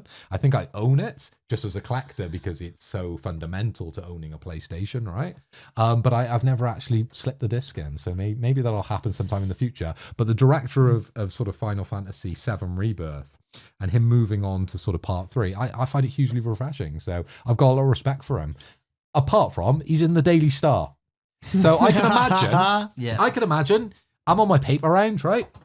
And I think, I might steal one of these papers because, I ain't got a wife just yet. I'm still a 16-year-old kid with a bit of a libido. I've got a bit of something going on in my body which I don't fully understand. So I need to look at some boobs. So where do I go? The Daily Star. So I open the Daily Star up and I read a lovely article about Final Fantasy VII Rebirth. And I go, that director's really switched on while I'm jacking it over some tits. So I've lost a little respect for him because of where he's admitted fault, but he has admitted fault, which I have respect for. So it's probably just evened out. Maybe this is one of those stories that will track from here now, and episode 200 will be like the faithful, the absolute gem of video game news, Daily Star, has written in. Where's he going to appear next? Zoo? Yeah. Zoo is mental. Can you imagine though, if we He's on OnlyFans later. So guys, do you know what I've done wrong with this game? He's on Game Ranks, mate. He's on IGN. I'm going to do some coding on OnlyFans when you get to look at some girl's feet. That's his next level. Tifa's feet, mate. That's what it Tifa's is. feet, he'll be making millions. I'd pay for that. Where's he get off? Well, I know, the Daily Star. What I would like it to be a case that we flash forward in 10 years' time and we're talking about it like Bloomberg or especially Kotaku. We already talked about Kotaku being an absolute fucking rag at the minute. But you're saying like Kotaku's dead, right? Daily Star's now our number one. Number one resource. resource. We're like, It's quite fitting for the podcast, like, I feel. Guys, I like it. Have you been on Daily Star to double check this fact? You'd be like, no, I haven't. Fucking get on Daily Star, you fucking dick. I've got to start reading it every morning. Fucking Yeah. Daily Star. Yeah. Like MPS We Trust, sponsored by the Daily Star. That'd be absolutely brilliant. Just a big Daily Star behind us, and now and again we just get topless models to walk behind us. We'd make a fortune. We would, to be fair. Shame it's the Spotify first podcast. Yeah. Well, it's out there. Audio listeners, please watch the video. Audio descriptors, we are now going to switch to audio descriptor mode. A blonde girl called Rachel's walking past. She's 26. She got a 34-inch bust. And she comes from Brighton. You just go 34, 22. You would. Oh, dear. Well, with that, guys, we're not even doing any kind of wrap-up at the end of Quick News. We're done here. We're done. It's Quick nice. News out. Feels good. Let's move it on to Rumour Has It. Kick it!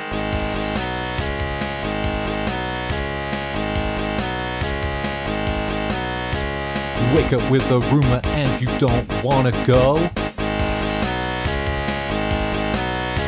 You ask if it's confirmed and they still say no. Listeners, we have arrived at Rumour Has It, the long-awaited segment. It was gone in the past. It's now returned. It's actually been quite frequent lately, surprisingly so. I think. I've been hearing rumors it's coming back. It is coming back, mate. And it's back once again. We have another one for you boys and for you listeners. So here is the rumor. Another PlayStation event is rumored prior to year end, with various God of War rumblings thanks to Kratos' VA and My First Gran Turismo listed in various territories for ratings. December 3rd is the rumored date. Ooh. Sounds like a rumor. Rumor has it, boys. Now, I think, Davey, you know the most about this. So I don't know whether to pass to you first. Ooh, mystery. Are you gonna? I'm going to. Yeah, I think I will. I think I will. Because I think it helps Phil. If you do. So you go first. Oh, unless Phil, would you rather take it? Sleeping bag, please. I think would you not rather? I think if Davey goes, then you get more information to speak yourself. I mean, you're hosting this section, Spence, and I want you to be your own man. Yeah, you. So I'd very much like you to choose Davey first, and then I can fill in the end. All right, then I'll take it. So I won't take it. Davey, go on. Yeah, I think it's an interesting one, right? It's very much a case of, to me, what it's singing of is the same way that when people look up at the sky and they see UFOs, right? And they see signs that point to it, like, it might be crops or whatever it is, right? Crop fields are bullshit. Ooh, it's UFOs. Because the thing is with this, it's all started because like it's like when you talk about something and it appears on your phone, isn't it? Yeah. Just coincidence. Your phone that has a microphone at all times. Yeah. Yeah, exactly right. Exactly right. I'm sure I haven't been searching for double-ended dildos. Why is it always there? It's not me. But no. Who believes in Chris Benoit? Yeah. That's a bit weird, mate, but yeah, go on. Yeah, that's true, actually. Audience, I do have to admit something. When we were playing WWE 2K24 and putting the sad music here, editor, I chose, just for a laugh, to play as Chris Benoit. We all found it hilarious. The Wolverine. The Wolverine. Wolverine. Chris Benoit, the crippler cross-faced man himself. Always comes back. And turns out now I get advertised on Facebook. I'm a better dad than Chris Benoit t-shirts. So it's... I'd hope Christmas. So. I'd hope so. Man. Yeah. Yes, I am a better father than Chris Benoit, but also it's something that you think maybe I've gone about Chris Benoit too much in my free time. That now, I mean, also give it time. His kid was what, 7? He's not getting much older. Give it time. Give it time. Give it time's wild. But let's move it back. Let's move it back to this. So yeah, it's all very much conspiracy theories in as much as there was a trailer that PlayStation put out, and one of the stills from that read December 3rd. And so that got everyone thinking there's going to be a PlayStation event. Now, let's just put it out there. We've gone on a long journey with Jeff Grubb on this podcast. We have. Massively long. Also, you specifically. It's been a vendetta. And I've been rubbing my hands together for you to mention him because I've got a thumbnail ready to go. So let's hope you said say this something episodes ago, controversial. yeah. Come on. Well, I'm going to put it out there. Jeff Grubb has said there isn't a PlayStation event going, which makes me believe there probably isn't. Oh, he said there isn't one. There isn't. But let me put something out here. And Lurian, you mentioned to me on Twitter a while ago, you were like, what's the score with Jeff Grubb? And I was like, wait until I tell you, right? It's bad. I bet. It's bad. It's actually 4-1. So he's winning 4. But he's fucked up once. And that's all we were looking for, boys. He fucked up because we said before, we read out a rumor on the show that Sly Cooper is going to be announced. And I was like, I don't think so. I think it's going to be Ghost of Tsushima 2. I remember agreeing with you for that. Yeah. And it was a case of, we said, we'll give Jeff Grubb the benefit of the doubt. We'll give him until Ghost of Tsushima 2 is announced. Where's that Sly fucking Cooper game? Ain't fucking here, is it? Game Awards soon. Ain't fucking here. But it's gone down the dock as a -1 to Grubb. It should, yeah, correct. So it's 4-1 to Grubb. But what that does tell you is he's 80% consistent. Right? He's with fault. Yeah. He's not 100%, but he's 80% right. And I tend to agree with him. I think that there's been a couple of things that have happened here. Chris Judge has come out and said about the fact that for God of War fans, be excited over the next couple of weeks. There's going to be a major announcement coming up. Now, personally, all I'm thinking of is secret levels on the horizon. We've got the Game Awards coming out. There's probably going to be an announcement there. I'm thinking that rather than it be a case of December 3rd in like 4 days, we're getting a state of play. I can't see it personally, but that's where I'm coming down on this. I think it's all kind of bollocks, and wait for the Game Awards, which is historically where Sony unveil most of their big things this time of year. Okay. I can debunk it if you want, but Please. I'd rather you pass to Phil first, if that's okay. Phil, let's see. So I think I've got something else to say, I think. Okay. Well, it's an interesting rumor, isn't it? That the PlayStation event is to be rumored prior to the end of the year. Now, if we think historically, would they put a PlayStation event next to the Game Awards, being one of the biggest events of our calendar. We all look forward to it. I always view it when I'm over in the States because that seems to tie in with my holiday. And I send you a little snippet of my thoughts and my predictions, all my reactions based on it. I think last year I gave you reactions because I actually watched it on the plane over. I downloaded it onto YouTube, and that was when Death Stranding 2 was sort of announced. So I have some very happy memories. Look at his little smile when he says it as well. Yeah, I can't. He's so excited. Cannot wait to wax lyrical about Death Stranding 2, but we're not talking about that. We're not going too much off topic. We're going to be talking about Kratos, and we're talking about the VGAs possibly announcing this, and some news around PlayStation and them doing an event talking about God of War and possibly the next Gran Turismo. Now, I think this is all possible, but do I think it's going to be at a PlayStation event? Can we call the Game Awards a PlayStation event? It's not. I think we can call it an event where they have PlayStation news, which I think this is much more likely to happen, but I don't think it's a PlayStation event. So that's where I'm calling fault with this. I think it's more likely to be at the Game Awards, and it's very much possibly going to shape, I think, maybe some of our predictions. I think so. Yeah, possibly, because I think it would have anyway, regardless of this rumor, because we are hot on the God of War rumors at the moment. We've spoken about them for a couple of weeks. And of course, every time we mention God of War in our analytics, it seems to shoot up. So God of War, God of War, God of War. Now, Gran Turismo is one of PlayStation's longest serving IPs. It's been on every console. Forgive me if I'm wrong on that. You are right. And, our new, the guys who are running PlayStation at the moment, they want to see some of the older games come back and more often. So I can definitely see us seeing something from Gran Turismo. It may not be a mainline as we maybe discussed last episode, but my first Gran Turismo, I could see that as a way in for the future. So definitely at the Game Awards, but I don't think it'll be a PlayStation specific event. I think it's a bit more of a general event that we'll be seeing these, but I could see them happening. Yes, I can. Nice. For me, the whole thing, this entire thing, Gran Turismo, well, I don't think these things are tied together at all. I think the Gran Turismo thing is its own thing. It's separate. I don't really give a shit about that. That's the own thing. We're not going to see a Gran Turismo game for about 6 years, I don't think. Ooh. I'd be surprised. Ooh, okay. You don't think there's a market for my first Gran Turismo? You don't what think the it's fuck is my first Gran Turismo? You don't What's think that? it's going to be a slimmed down version of the newest GTA that's been released on console that's free to play for people?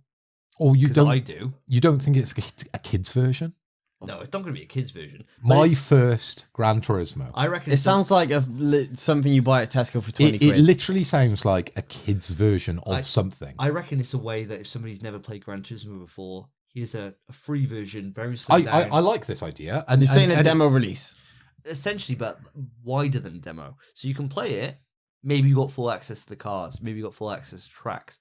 But you don't have the sim elements. You don't have the fact you go into the garage, fix your chassis, do all the stuff that car people fucking love, man. You can't wank in it. You can't go into the museum. You can't go into the VR only mode and look inside the cars. And you can't see that Chevy. no, you can't go in Definitely there. not see the Pop the Chevy. hood and think, how many fingers can I fit in this?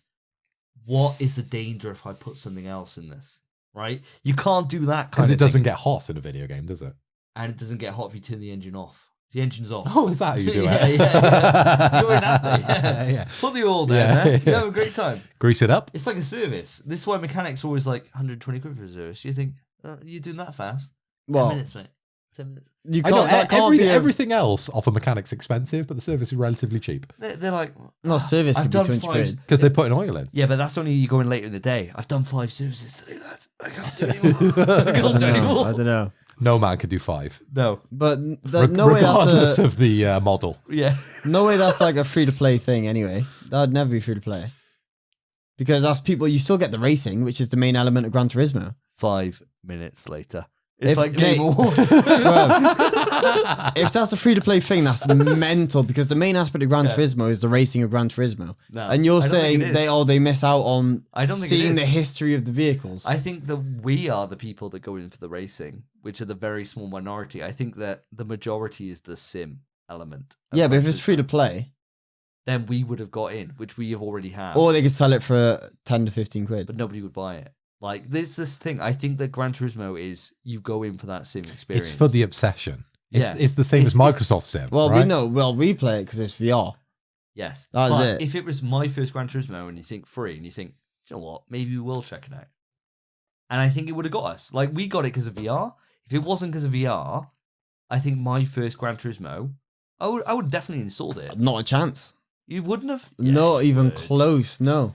A racing game on pad? No, I wouldn't give a shit. Not since fucking Burnout Paradise. Not since... Great game. Yeah, Burnout Paradise slaps Great game. tits. Yeah, great game. I wish they made more Burnouts. They can't, legally. Can they not? No, they can't get any license for the vehicles because no car companies like to see their cars being destroyed. Okay, makes sense. That's the reason they don't make any Burnout games anymore. Oh. But I think it is to do with the whole God of War thing to avoid from the Gran Turismo stuff. Because I think you're both wrong, by the way. But fair enough. Respect your views. Okay. I think the God of War stuff, it's more to do with the show. I think it's just like, be excited to learn about God of War. But we just read out. I know about like, the director changing all about... like 2 episodes ago about the fact that they've gone back to the drawing board. There's no way this show's... I know, but they have to announce fucking something because at this point, it's nothing. You reckon? Yeah. I think it's just they're going to announce something to do with the show, and that is it. Wow. I think this news is negligible at best. I think this news is nothing. Do you think it's more secret level based rather than... I think it's nothing to do with fucking secret levels. You don't think so? Because he doesn't need to do anything for secret levels. We know there's a secret level God of War, though. Yeah, of course there is. Of course there is. But that's already announced. He's got no reason to mention that. I think it's to do with the Prime show. I think that is it. You are locked into this idea that they need something else to promote a show. And I know you've been right on quite a few occasions. I understand why you've connected the dots here with this one. But do you not hold any kind of weight in the argument around the new God of War or the new remake of the older games? No, I know what you possibly mean. being, announced or talked about in the near future. No, if it was the remake of the original ones, I wouldn't be surprised. Yeah. Because that's soon to come. We've talked about it on quite a few podcasts now. And yeah. We've got to get something right at some point. It's a shotgun effect with our podcast. Yeah. Definitely. Yeah. Something's got to hit. And now and again. Now and again. 100 episodes in. 100 odd episodes. Eventually, we got to get something something will right. stick. Okay? Yeah. You keep spitting on a wall, something will land. Yeah. But my opinion is that this is the show. Okay. And it's just something. Even just so far, the God of War show at best is rumored. Yes. Yeah. That is pretty it. much, yeah. I think whether or not it confirms that we'll see anything of the show, I don't think we will see anything of the show. I think it'll just confirm that the show is happening. Fair enough. And that is it. I think that is all this news is. I think this news is fucking blown out of proportion then. Mega fucking blown out. People thinking this is a new state of play, I think it's a fucking laugh. Agreed. Yeah. We all agree on that one. Yeah. I just think it'll happen at the Game Awards more than anything else. Exactly. Yeah. If they're going to announce the new God of Wars, they're not going to do it on a random fucking date, not part of a state of play and not part of anything else. So if on the 2nd we get a state of play date, I'll fucking eat my own shit. Ooh. I won't. By the way. Will he? You won't. won't. It's on record. That's I me. won't. Edit that out. I won't. Make a short out of that, Phil. Yeah. I won't. 700 views. My opinion is that this is just something to do with the show. So what we're saying then? I'll do a shot. If on the 2nd they announce there's something to do with the remakes, I'll do a shot. That's what we'll do. Putting that in the doc. Wait, you can do it. You can do it during the edit, mate. You don't need to do it now. So what we're saying then, just to round this out, is that we're all in agreement that there isn't going to be a PlayStation event. Not a fucking chance. Before the end of the year. No chance. And that me and Phil are in agreement that there's going to be something shown at the Game Awards, if there is going to be something, and you're very much hesitant that there is going to be anything on this. Is that right? They might announce the remake at the Game Awards. That's fine. But this December 3rd news is just the show. You think anything. December 3rd you'll pass by with nothing, and we think that maybe December 3rd there might be some mention of something being more confirmed at the Game Awards. I think there could be there might be a show announcement on December 3rd. Other than that, I don't think there'll be a game announcement. No. Okay. There you go. Move on. Well, with that, let's move it on to the topic. Let's get on to our conversation with Jrod. Stop! Topic time! Hello and welcome to the topic, and today's topic is an absolute juicer. We've been joined by Jrod, the CEO of Brewed Games, and what an absolute pleasure and a privilege it is to be with you today, sir.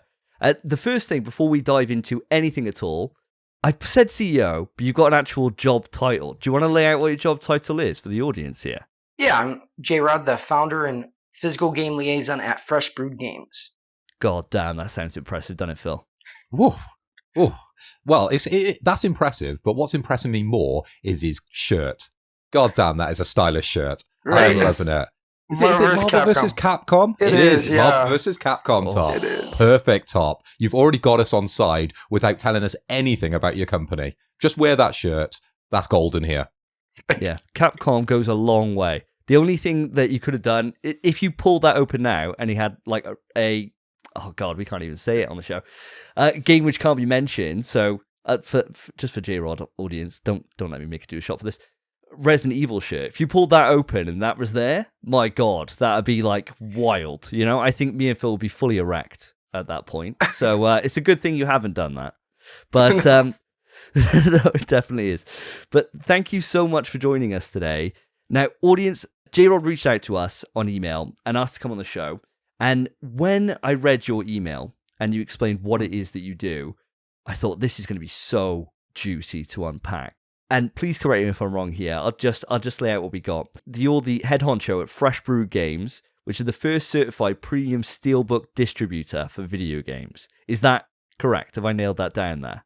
Yeah, absolutely. We specialize in like high-end 3D printed steelbooks and also full slips for any AAA video games. See, that's cool as hell, that is. I mean, you're preaching to somebody at the moment who, myself and Phil, who we love physical stuff. So we got like a huge collection of like steel books, and just anytime they can give like little bits and bobs away with like a pre-order of a game or of a game that you love and you want to go out and find that thing, we're the kind of audience for that.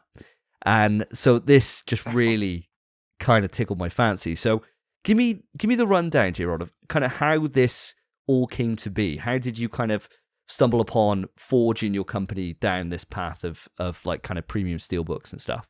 The realistic interpretation is so there's a competitor in the gaming field. They're called Fantasy Box. They've been doing it for about 5 to 6 years now, unlicensed bootleg steelbooks of popular games. They've recently gotten a lot into indie games, and they don't pay any of the developers. So I saw this as a great market way to get into the field to help out these developers that are struggling, or just like 5-10 person teams or less, and be able to actually help cover the cost of it, but also to make a really great representation of like their world, their vision, and their characters. And ultimately, I think, we're achieving that with our first couple products. And, we're really excited about 2025 and beyond, being able to, work with bigger properties and just like being able to get in front of more customers. The people who would normally collect premium steelbooks would be like a person that collects vinyls. You're like, I want the best quality and I will pay anything for it. We don't even charge that much. We charge $50, which is like 2 cheeseburgers and a soda pop here in the US. So it's, it's a win-win for everybody. I am literally your target market because I've recently purchased, or I recently got a record player for my birthday, and I've been purchasing all the Linkin Park back catalogue on vinyl. So I'm a collector. I have a massive collection of video games. You probably can't see behind me, but it goes right up to the roof with the amount of video games that I've got. And steelbooks tend to be the jewel in the crown with my little collection. So I'm very, very proud of the steelbooks I've got. So very, very spot on for the type of guests we want on the show. Definitely very interesting. Thank you. Appreciate that. So when did this journey kind of begin for you, Jrod? When did you start down this path? I would say for me, it was I previously was an independent game developer. I'm not sure. I was actually making a platform fighter. It was 2v2. I was going to be an esport similar to Multiverse. We canceled. We actually had a playable demo on the show floor at E3 2017. We couldn't get a second round. Yeah, we were at the DX Racer booth. Big props to them. They allowed us to come to their booth and physically demo. But we couldn't raise the second round of funding, and the studio closed. But it was a phenomenal video game. So coming from that background, I moved here to Oregon a few years ago, and I've kind of got my life, my lifestyle and attraction where it's, I'm comfortable. And I was looking for a way to branch out and to go after some of my personal goals. And I was getting back into the game industry. With this, it's started in February, and we really kind of hit, started really moving this summer. We started getting a couple more independent properties, really more refining what our business model was. At the start, I was honestly considering kind of everything, but my passion is for steelbooks and really like high quality, physical releases. Because there's like 30 companies that do a standard release. I don't need to compete with them. They can go and do their own thing. I have no exclusivity with any of my gaming contracts. So the people we work with, we're a value add-on. So that's a great thing about my company. Like, hey, you can have 50,000 with like limited run or with, whatever company you want. But with us, we do 2,000 and it's just this really fantastic thing that collectors will love. And you ain't going to have any other company do it. See, that's really fucking cool, that is. And especially so it only started, this whole journey started for you back in February of this year. Yeah, that's correct. Wow. Right. This is an exciting time. I mean, you're coming up now, only a few more months and you'll be at the 1-year anniversary. And that's amazing to have done 2 projects already. Can you tell us a little bit about what those projects were? Like my independent projects or the current projects with Brewed Games? A bit of both, if you don't mind. Yeah, well, previously, so I have 2 degrees, an associate's and bachelor's in video game design development. So, yay! So one of the cool things about that, I moved from Ohio out to California. My video game idol was David Jaffe. I'm a huge God of War fan and Twisted Metal. So I moved out there. I tried getting a job with him. I actually worked at Sony PlayStation. One of my friends that worked there, she got hired to work with Jaffe on at the Bartlett Jones Supernatural Detective Agency to work on, Drawn to Death. I wanted to, work on that, but that never transpired. Was still working at Sony. It wasn't really going any place. It was just like a quality assurance testing facility down in San Diego. So I'm kind of moved away from the industry, but I've always had a passion for, gaming and game development. I'm excited to say that with like our company here at Brewed Games, the first game is Speed of Llama. It's a really exciting, it's a retro game. So stuff that I grew up with. I'm from the 90s. And if you ever seen the movie Sisu, I'm a big movie enthusiast. I was like, this is exactly like Sisu, but with llamas and alpacas killing each other. So, because people are like, why would you pick this game out of like anything you could license? I was like, because it has this honest, like a Suda 51 level of humor with like a really, pop cultural icon like Sisu. It's like, Nazis are killing people and you need to stop them. I was like, I see it immediately. I mean, it's a 4-hour game, but it's 4 hours you're smiling and you're enjoying yourself. And I think that's the most important aspect when you're publishing a game. Did the player enjoy it? It doesn't have to be super long, but we only also publish offline games, so no Concord, it has to be connected or sign in to be able to access it. And our second project is Deadlink. It's a cyberpunk first-person shooter, which is super cool. Everyone's really liked it, and I think, we're working with them. They're doing a premium. The developers are going to be doing their own theme design for the Steelbook. And I think it's, really going to just help push players towards having something that they love and an absolutely fantastic product. Like their gameplay loop for Deadlink is it's phenomenal. Like you dive into it, you beat it, and you're like, I want to, go right back to it just because it's so compelling. Well, I can't speak for Deadlink yet, but I did play Speed Llama, so thank you ever so much for the code that you provided. It was awesome, man. Like, I actually loved it. And I'm not just saying that. I couldn't put it down. So I earned the platinum for it. When did I earn it? Last night, actually. And I played as Arnold the entire time, so it's the llama who just looks like Arnie. And I was like, yeah, this would do it for me. And the humor in the writing is just excellent. And for me, the thing that I loved is, it's like a classic kind of Metal Slug kind of game. The music just kicks ass. And I was just having so much fun just listening to the music and just reading the kind of one-liners that the bosses have. And like seeing all the different types, like you got like, you'll start off and it would just be like a kind of general in like a tank or whatever. But by the end, you're like fighting Mecha Hitler. And I was like, yes, I'm all about this, right? Like exactly.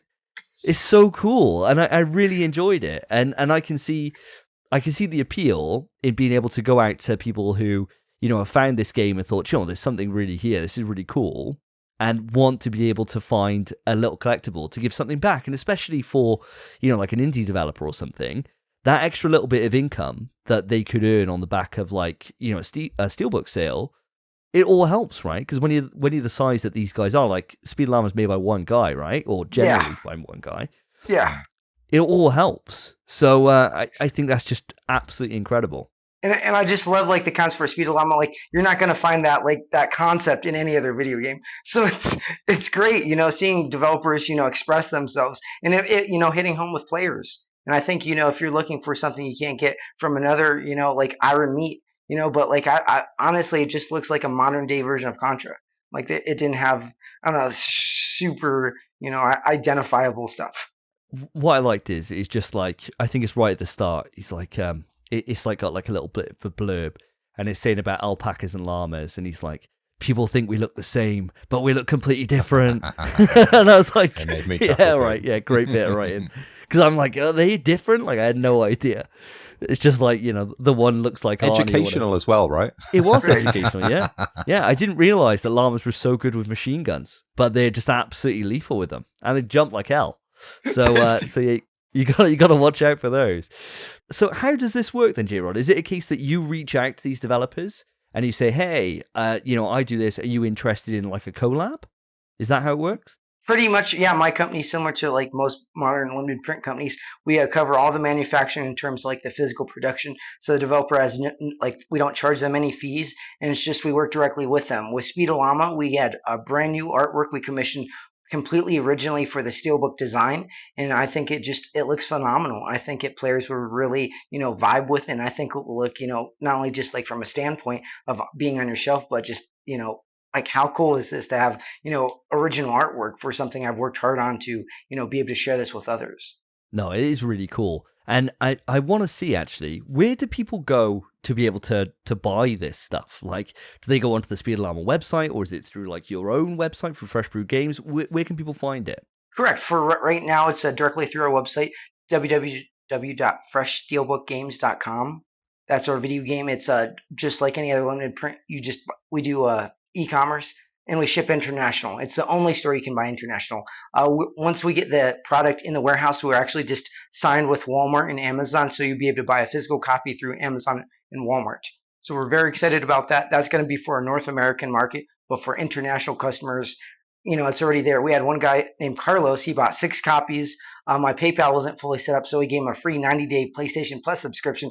Hey, thank you for trusting in us. We're gonna get this to you and get you your receipt. And he did. And he was like, man, I'm so glad I put in for the 6 copies. He's like, love the game. He loves the developer. That's who introduced him to it. And yeah, see, like those are the moments that are special to us, and that's what we want to help developers and players around the world. I've just brought the steelbook up on my second screen, just having a look at it, and it is a beautiful piece of artwork there, and it would look beautiful up on my shelf, actually. When it comes to putting together the artwork, how much say do you give the developer, and how much involvement do you have over deciding what goes on the front and on the back? Do you kind of advise the developer on what kind of works on a steelbook, or is it sort of 100% down to the developer? No, well, I'd say it's 100% in terms to the developer for like what they want represented. Obviously, every artist is going to be differing. As you can see on the back, those are original like designs for Lizzie and for Chris. With Arnold, he was very strict about how Arnold was presented. He wanted him very heroic, very stance. So with that, we did a very close, similar design in terms of his front and with the original key art, just because the developer was so specific. We tried giving him a more exaggerated pose, but the developer wasn't really interested in expressing that side of the character. So, we're flexible in terms of that, but we just really want players to be like, hey, this is cool. It's different than, their official key art. Like that's something that, people can take home and be like, this is cool. Because if you go to the second image, you can see the holographic art card. That's their official key art. And it looks beautiful on that, the rainbow printed holographic art card. Yeah, I can see that. I can see that right now, actually. That is beautiful because it is similar to what's on the, as the main art for the steelbook. Yeah. And really then with us, stuff. The 3D printing, we're going to be doing the game logo, and the bosses are going to be 3D printed on the front. So it's going to have this absolutely phenomenal like finish and just like effect on the steelbook that you're like, wow, this is, it's quality. Because people are like, well, why am I paying $50 for a $10 video game? Well, it cost us $30,000 to produce the physical edition, not including we have to pay the developer for the license. So it's a lot more involved than just, it's $50 for me to own a copy, because we have to cover the cost of manufacturing. We need to make a little profit so we can, put towards our second release and pay the owner of the property. No, I tell you what, I'm looking at it now, and just like you and Phil were saying, goddamn sexy mind. And it's one of those things now that I got the Platty, and I would like this, like, and especially what I like about it is when I'm reading the description and it's talking about like it being embossed. We got this big thing on this show. I don't know what it is, right? But if something's either lenticular or embossed, we're like big fans of it. Like, I don't know why it's like as if we're like 9, You like, we touch it, we're like, ooh, it's shiny. Yeah, it's shiny. Right? We're like either magpies or we just it's just like something about like a sensory thing. We just touch it, like, oh, that feels nice. That feels, I could get my hands all over this. And looking at it now, I'm just like, the more I'm looking at it, I could just feel my bank account getting a little bit lighter, because I think that's definitely going to be coming my way. Yeah, fair play. You've done an absolutely fantastic job on that one. And I want to share with the viewers, like, the first of the year, we were working on getting licensed with Sony, with Nintendo. We even applied for Nintendo, but they rejected our physical distribution contract. I have no idea why. But, and then our first 2 properties, they're 100% covered, Deadlink and Speed of Llama, without a single sale. So, people can buy with confidence and, trust in the brand that we're going to produce the game. It's not going to be like, hey, we're going to say something and then, we just took your money and never bring it to you. Because there's been like 2 or 3 companies that people brought to my attention on Reddit. And it's like, no, we don't have that plan. Like it's, it's already paid for. It's already covered. Just please buy it, share it with your friends. But, don't be hesitant about, will this come? It's coming. It's just, it takes 2 to 4 weeks for our production for us to print it. And then it takes 3.5 months because we're shipping it from way overseas. They ship it to Turkey and Turkey ships it to us. So it's, it's an in-depth process, but we're going to get it to you guys. So Jrod, I'm sitting here, right? It's 22nd of November, but I want to be kept up to date for what projects are in the works and what's happening.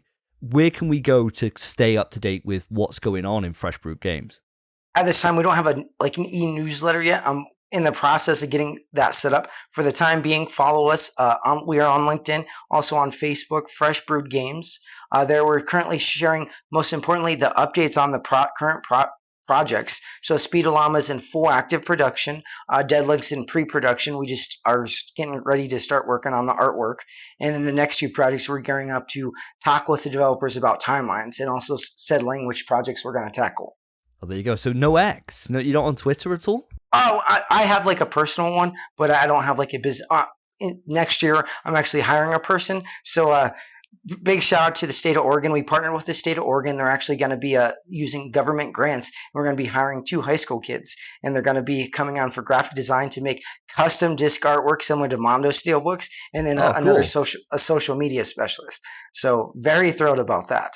Oh, very, very cool that you're sort of giving the next generation sort of a way into the industry, because we've got friends, haven't we, Davey, that have done, video game courses, and they find it so hard to sort of break through that barrier. And you must have known it yourself, sort of getting into the video game industry and staying there for as long as you have. It's just so damn competitive out there. So for you to sort of give those 2 opportunities out there, they're like gold dust. I'm sure you've got so many people wanting those positions to work with yourself. I mean, considering also that, that it's fully paid out by the state of Oregon for grants, it's a super exciting time for us. And then also for the young person that wants professional, compensation and time in the industry. We're the only company that's actually going to ever have produced, like custom disc artwork. Like, to me as a collector, that's phenomenal, but no one's ever done it. And it's such a simple thing, but everyone's always just taken that box art and slapped it right on, the key art for the disc. So I think, in terms of like, there's like Halloween that recently had the physical on PS5. People were buying like the Switch, the PS5, the PS4 version. Well, then now they could buy like 2 different versions of the disc art. It just gives, collectors even more options if they're wanting it. I always really like the editions of games where they would do a unique box art for each kind of different version of the game on different consoles. I think it was Simpsons Runaway or something. I can't remember the specifics of it. But I remember on the PlayStation, it was different to the Xbox. On the Xbox, it was different to the Nintendo. And and on the PC again, it was different again. So you're just giving people another option to experience some of the amazing artwork that has gone into these very beautiful games. And I think the thing is, with collectors, we like having something that's limited that not many people have. That's that kind of like show-offy thing, right? Like that's kind of, it's not really the intention, I think, for any of us when we go into like collecting or buying stuff, right? But we all like to have it, and it's kind of like that, look what I got thing, right? And I think having like another avenue where you can provide that to games that would never have that look in, right? Like Speed Llama, hardly any opportunity I would have thought that you would ever really get that in either like just a physical standard, would be quite rare in itself, let alone get its own premium steelbook, right? Yes. And I think that's just awesome. I really like the idea of it. I just think it's just a really cool thing to do. I know that if I was making a game, and obviously if you're working on a game for a number of years, especially if you're like a small team or a couple of guys or whatever, to be able to have that thing in your hand rather than it just go onto the internet and then you hope to God somebody actually plays your experience, but to have something physical in your hand, especially like a premium steelbook, that must be such a wild feeling. That must be such an amazing feeling for them, and it's awesome you're providing that. Absolutely. And then additionally, every single developer or publisher that collaborates with us, they get 10 free fully boxed copies. So if you guys love what we're doing, follow the developer, follow the publisher, and they're going to be doing like a couple giveaways, and then they're going to have, keep some for their boost for players that actually show up, want to check it out. Well, now I know my next follow, isn't it? I got to follow Chaos Monger Studio now, and Yes. I got to get onto Chaos Monger 79 and be like, hey, I heard, send him a DM, slide right in. I heard about this free coffee you got going. I'll sell out straight away. But Jrod, is there anything else that you wanna go through at all? I'm proud to announce the Speed Llama physical release through us will be uncensored. It was censored on a Nintendo Switch, but players will be having the uncensored full version on PlayStation. So they said ESRB was saying the cleavage on the female llama was too much. So we said, hey, yes. Wow. No way. Really? Yes, really? You got really. shut down for llama cleavage? For llama cleavage. That is brilliant. Yes, I mean, hopefully we could get the Stellar Blade level of, censorship, talking, because the game hasn't generated that much, but we are giving you the uncensored edition on disc, so I'm proud about that. I got to admit, the first time I saw that llama, I did feel a little stirring somewhere, and I thought this shouldn't be happening, right? Like, I shouldn't be feeling this kind of way. Which one were you looking at, Arnie? Oh, well, of course, Arnie, of course. What hunker man he is, or hunker llama. That was the one I picked as well. Yeah. But I did stay on that kind of start of the game for a little while, for a little too long, I was like, ooh, that's a deep V. That is a deep V cleavage there, and I'm all about it. So there you go. That's something to look forward to for all you Switch players. So, Jrod, earlier on, you mentioned about a couple of other different SKUs that you had kind of in the pipeline or different things that you're working on.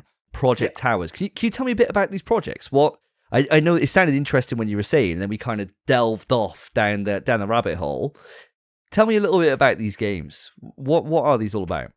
Absolutely. I love Project Tower. It's made by a team of 4 over in the UK. They're really awesome. It's a third-person shooter with a really cool morphing mechanic. If you guys are fans of Altered Beast, think about that, just not as, I want to say, as like intense, but you still actually morph into like a variety of creatures. So it has morphing mechanics. It's a third-person shooter, and it's a bullet hell game. So you're going to be bullet hell, morphing and also solving puzzles in this it's a rich single-player, like narrative-driven game about alien race comes to the Earth, takes control of it, and then you're a prisoner and you're running through this program called Project Tower. That at the end, the aliens say they'll give you your freedom if you complete all the levels of the tower. So you're going through this really cool, fully voice-acted story, trying to uncover the mysteries of the Project Tower. Sounds very, very interesting. And coming from a UK team, you say? Yes. Oh yeah, from overseas. Amazing. Okay. 4 people are making it.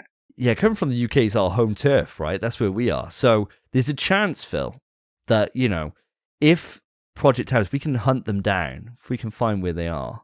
Yummy Games. Yeah. You can write it down. Their developer is Yummy, Y-U-M-M-Y, Yummy Games, like delicious. Yummy Games, yummy. Right, there you go.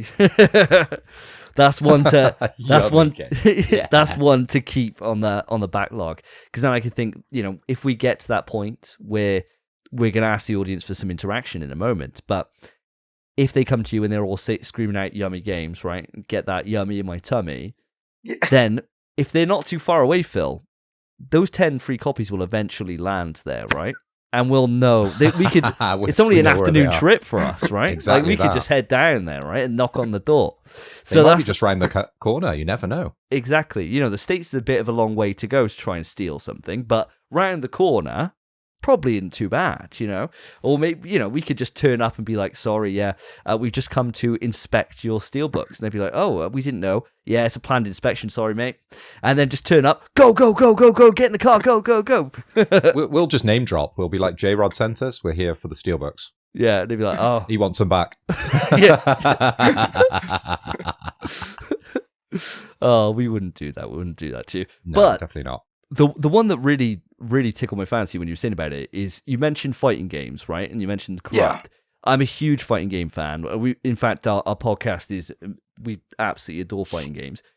Tell me a little bit about this one, especially as it's coming to PS5, right? Planned. They currently have the dev kit. They're looking for is there enough interest in bringing this to PlayStation 5. It's a fully independent game. It's going to release with 12 playable characters with an in-depth training mode with hitboxes, frame data details, and also a really ambitious single-player narrative-driven arcade mode. It'll have an endgame boss that's not playable, and it'll actually have 57 minutes of motion comics with professional voice acting. Okay, some comics, you're saying? Oh, that's very cool angle on it. It has a motion comic. They've recently been listening to feedback prior to their version 1.0 release. They've kind of added like a new shader to all the characters to give them more of a comic booky feel, to kind of go away from that hyper realism that people were thinking it kind of looks back to the early 2000s. They're trying to step away from that and go with that more comic booky style. I'm just looking at a little bit of gameplay for this now, for like different things that are on YouTube, and it looks cool, man. It does look cool. If you watch any of the videos with like Justin Wong, he crushes it. It's a very combo-driven fighting game. It's 1v1, but there's local multiplayer and online with rollback netcode. So it's a phenomenal fighting game. I mean, from looking at it from any angle, it's a really, really well made. It's made from a team of developers that are super passionate, and it's not like a licensed property. So the creator owns 100% of an IP, so they can do a movie. They already have 7 to 10 planned comics. Like little comics, if you ever played Nefarious, it was like a little comic for Crow. But yeah, they have a planned comic line that is going into production. And I think it's, would be like a really quality release physically, to own, for offline players to be able to play and then online players to be able to, play with their friends. What do you guys think? Well, for me looking at it, I'd go straight away for the fighting game. I mean, I'm looking at a bit of gameplay for this now for Corrupt, and you've got like big combos looking like as if it's like Mortal Kombat with its bouncing, or more like a Soul Calibur or something. And then you even got like OTGs, so that you're getting picked up off the ground and then recomboed up into the air for another massive string. It looks nuts. Like, it's reminding me a little bit of. Did you ever play, Jrod, the Power Rangers Battle for the Grid? Did you ever play that? I have not, no. Oh, dude, you'd think like, Power Rangers fighting game is going to be a bit like meh. They just turned off rules, like essentially for combos, so it was just like touch of death the game. It was wild, right? It was absolutely insane how creative you could get. And this, it does look like as if there's like kick out when you're in your combo, so you're not. Yeah. You should hopefully not get TOD'd, but it looks like the creativity in terms of how the combo system works is just dialed up. You got like, it's kind of like NVC in terms of the launchers and stuff that you got. It is, yeah. Looks of it. Inspired by it, with the characters having like multiple archetypes, so you can play as them like in different play styles too. It looks cool as hell, this. So my stance straight away would be going towards the more kind of independent fighting game, and I think that's an area where fighting games have been always the same kind of big boys up in there all the time. There's nothing wrong with that. I love my MVCs, and I love my Street Fighters as much as the next guy. But it's always quite nice to get a little bit of fresh blood in there to see how they can shake up the genre a little bit. So that would be my choice for sure. But what about yourself, Phil? Where would you go on this one? Well, I've got to go the other side of the coin, haven't I, with Project Tower? Now, this this game looks incredible. This is like a Returnal-esque bullet hell, isn't it? I'm looking at some of the visuals through my Google search, and it looks spot on. It looks like the type of game that will go down very well with the people on the podcast, because we're all massive Returnal fans, and definitely our listeners to the podcast as well. So I got to stick with the UK boys, the Yummy boys, and go for the bullet hell game, Project Tower for sure. Project Tower. Yeah, that would get my vote. And I think, audience, this is where I think it's up to you to have your say and to reach out to Jrod to let the team know what you want to see. What would you like to see, guys? We're totally open to ideas, Please let us know. Within these two options. yeah, exactly right. Yeah. These are attainable. We can't do, I don't know, Tekken 9, but we can do these two. Yet. Yes. That might be the 6th or 7th SKU. We never know. Yes. Can't predict the future just yet. Exactly. Yeah, audience, don't start spamming him for the Resistance trilogy. Because it might not happen, right? I'm not saying it won't. I'm putting it out there. It may well, but certainly not anytime soon. What I'm going to do, audience, is I'll put all the links to be able to contact Jrod and Fresh Brewed Games all in the description of the show, so you can go on there, have a little look, and just let your voice be heard. At the end of the day, the best way that you can know where to kind of focus the time and who to support is through your say. So make sure to have it before it's too late. Appreciate that. Yeah, I mean, as we love our feedback. The first two titles were very near and dear to my heart, and moving forward, we're trying to get community feedback. So this is phenomenal this time together. So Jrod, we've spoken about Corrupt and Project Towers, but what are the other two? You said about a racing game, right? Or a number of racing games. Absolutely. For our fourth SKU, I loved diversity within gameplay. So with Fresh Brewed Games, we're trying to provide really ample opportunities for having a well-rounded collection. With that in mind, we want to bring you guys a really high-quality physical release for a racing game. We're looking at Fatal Run 2089 and Hot Rod Mayhem. Which game would you guys love to have a physical steelbook release of? Let us know. I like Hot Rod Mayhem. I just think that 4-player split screen, that's unheard of anymore. And that game, having it on PS5, it could be like the Tower Fall of the PS5, because there's not many really well-rounded platform party games on PlayStation. No, that's a comment actually we've gone over many times on the show. Actually, is how many games are actually targeted at sort of the younger audience, and with Astrobot now coming in, and we're getting that younger crowd coming to PlayStation. They need more games to play, and something like Hot Rod Mayhem definitely would appeal to that sort of crowd for sure. And what's cool about it is it's coming out in 2025. We're going to be producing our 3rd and 4th SKUs in 2025. So with Towerfall, it took 2 to 3 years to get a physical PS4 release. With us, it'll be 3 to 5 months, after the game comes out. So it's it's an effective time frame.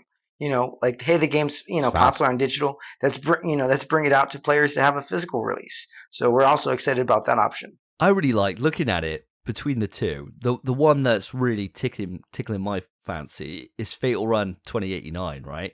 So to me, it just we're opposed, Davey. We are chalk and cheese, and we are like this mainly on the throughout all the podcasts, throughout any episode. If you go back, we're always opposite ends of the spectrum. So this hasn't been set up. Looking at it, I'm a simple creature in terms of you've got neon lights. It's metal as absolute as fuck. You got lasers everywhere, dude. Boss vehicles that take up the whole screen. You have to dodge and explode or blow up. It looks cool as hell, absolutely cool as hell. And for me, I imagine that this thing has just got a nuts soundtrack, absolutely nuts. I reckon it'd be the kind of thing that melt your head off. And I'm all for it. 20 levels to say in here, each with branching paths, shortcuts, and explosive set pieces.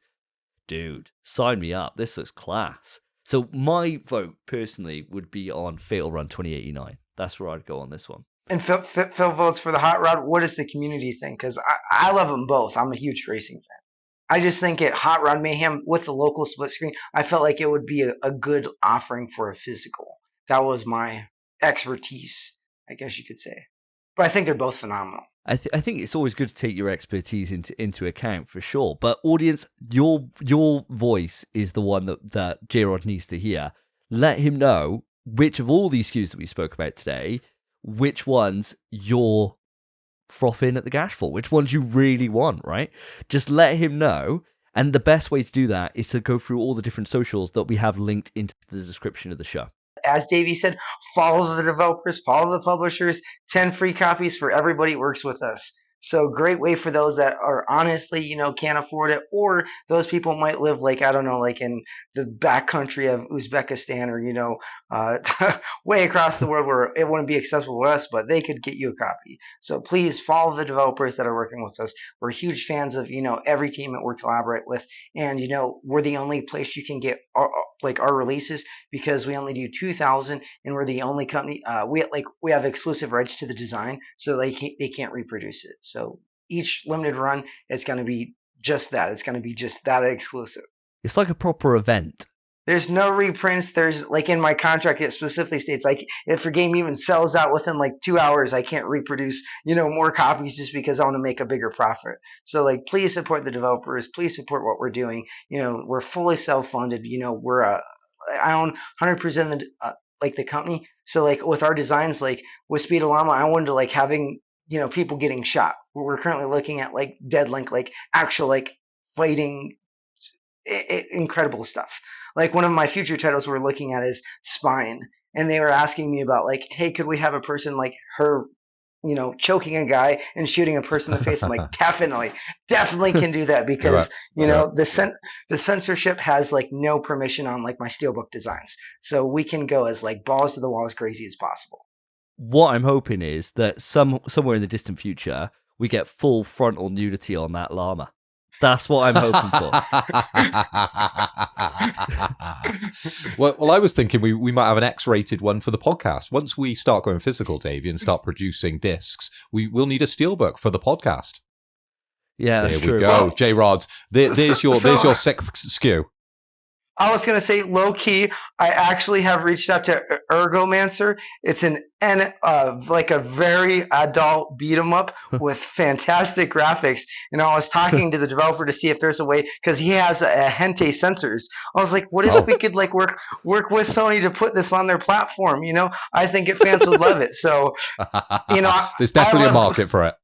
I love gushing over magical girls. I love stuff that pushes the boundaries and is fun. So I'm totally open to crazy ideas.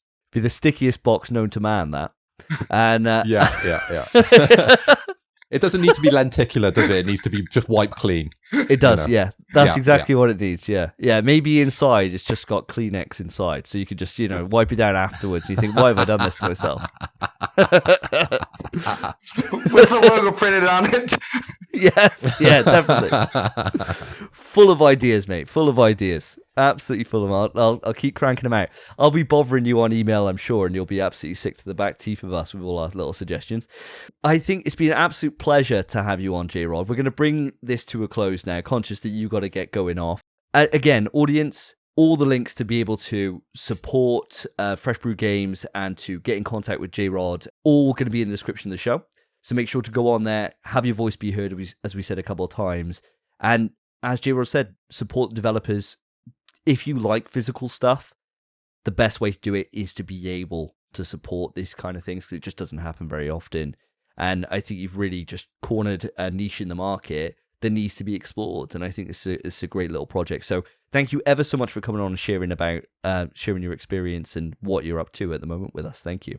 Thank you very much for your time. It's been an honor. I'm just, excited to share what we do, and, just love working with developers, and hope it, consumers are excited about this as we are, because if this isn't something, if they just want the standard plastic case, then we'll let them have it. But if they really want that high quality release, please consider supporting us, and consider supporting the developers, the properties we have. We're really excited about these upcoming releases, and allowing us to be able to do these, we can keep doing more and more stuff, working our way up to that Resistance trilogy, and maybe Motorstorm, and maybe other stuff. Who knows? Don't tease us. Don't tease us. But when you get to those next projects, you're always welcome back to let us know what you're up to, Jrod. It's been amazing having you on the show tonight.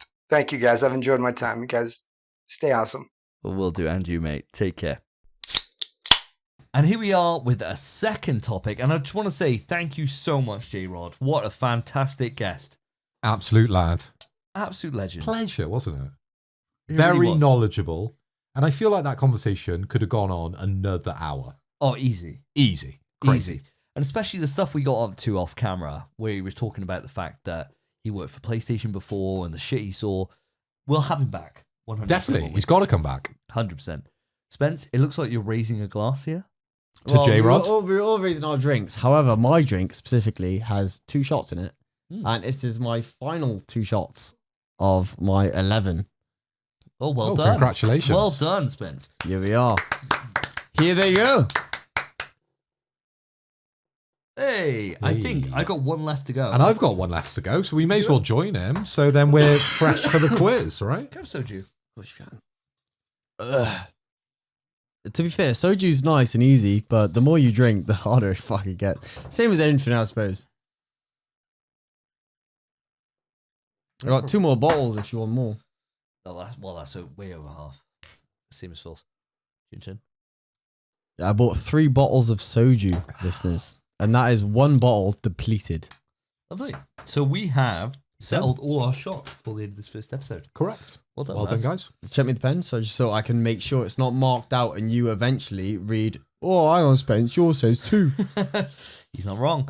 But speaking of not wrong, we are going to be all wrong all over the place because we are here with the dawning of the Game Awards. Now, the Game Awards is a special time for us as a podcast because we always lay out our safe, our possible, and our crazy, as we always do with every single big showcase.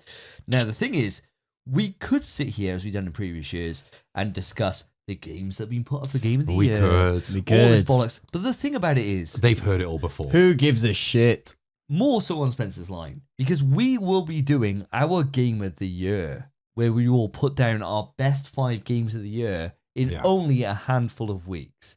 What is the fucking point in looking at the TGAs where, oh, IGN put up this? It doesn't fucking It doesn't matter what IGN put up there. It doesn't fucking matter. 50 Bentleys in the West Indies. It doesn't matter. As The Rock once said. Yeah. Exactly. See that list? You fucking... Ooh, in the fucking gold. We are better off sitting down here and just going through what we think is going to appear at the TGAs. And that is exactly what we're going to do today. Way more fun. Safe, possible, crazy. You know the rules. If a safe comes in, that person gets awarded a shot to hand out. If it's a possible, 2 shots. If it's crazy, 3. 3. All stays in. Oh, That's staying in. It's staying in. absolutely not. I'm keeping it in. I'll edit this.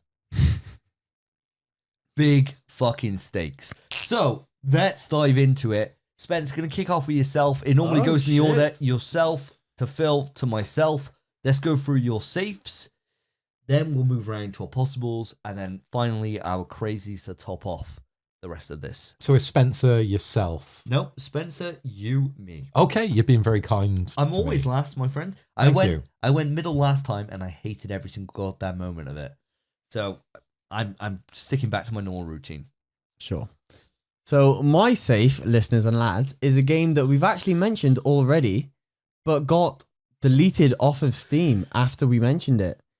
A new We Were Here game.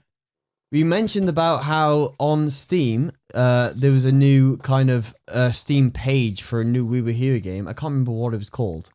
Yeah, it was like sure. Where We Were or something it was like called. that, yeah. It's been erased off Steam.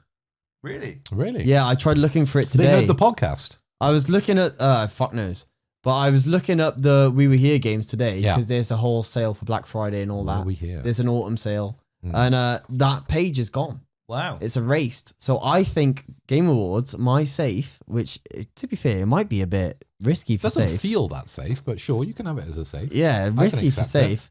This is my safe. I think we're going to see the new We Were Here game because the last one was published by Sony. And although this isn't a state of play, sure, I think this is where they would show it because I don't think they would show it during a state of play. Published by Sony. No, I don't think it wasn't published by Sony, but it was kind of endorsed by Sony. It's weird. Like a marketing deal. Yeah, it was uploaded on the Sony YouTube, on the Was it PlayStation really? YouTube. The We Were Here Forever was, yeah. Oh, like in the same way they do with like their spotlight for indies. Sure, yeah. So it's kind of like that. You. Yeah. I get you. So I think this is where we'll see it. We won't see it in a state of play. I think this is where we'll see it. And it's one of those little games we see. Yeah, like a little 2 second, even if it's 2 seconds or whatever, it still kind of counts. Right? Yeah, because there was no trailer for it on the Steam page when it was up. There was just kind of obscure images there. Okay. And then it got erased. I think this is where we'll see our first kind of inkling towards the new We Were Here game. And if we do, it's also the first time We Were Here was shown on a big showcase like this. So I'm excited for it. I think, Phil, that normally for a safe, we'd kind of see them coming. I'm quite happy letting them have this for a safe, no matter even if it is just a 2 second sizzle without any other information. Yeah. This is out there. I wouldn't have predicted this. No, not me. So No. even if It's it's not the happening. slightest mention, he can have this one. Agreed. All right. No detail needed. He can have that one. Over to yourself, my friend. What you put into your safe? No, I think it's pretty obvious where I'm going to go. And I thank you very much, Spencer. I'll give you a hug later when we're cuddled up in bed with this enormous amount of alcohol that we're consuming, because I will very much need a cuddle in the morning. I'm going to go for Death Stranding 2. Shark. And I'm going to see Kojima come out on stage and we're going to see some gameplay. That has to happen, doesn't it, guys? Yeah. I think it's pretty obvious that it should. We've seen everything but gameplay. We've seen videos, we've seen photo modes, we've seen jackets, we've seen merch, we've seen everything other than the gameplay.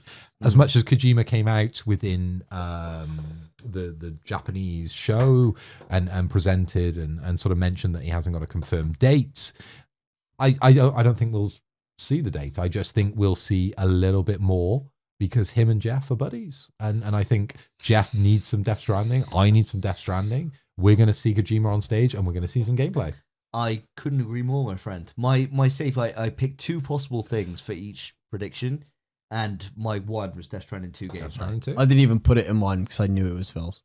Yeah. Yeah. Yeah. Not Thanks, a boys. chance. Thanks, boys. Yeah, it's a great I'd be choice. gutted if you had picked that. I really Mate, would I have. never Yeah. would have. Never. Not a chance. Good.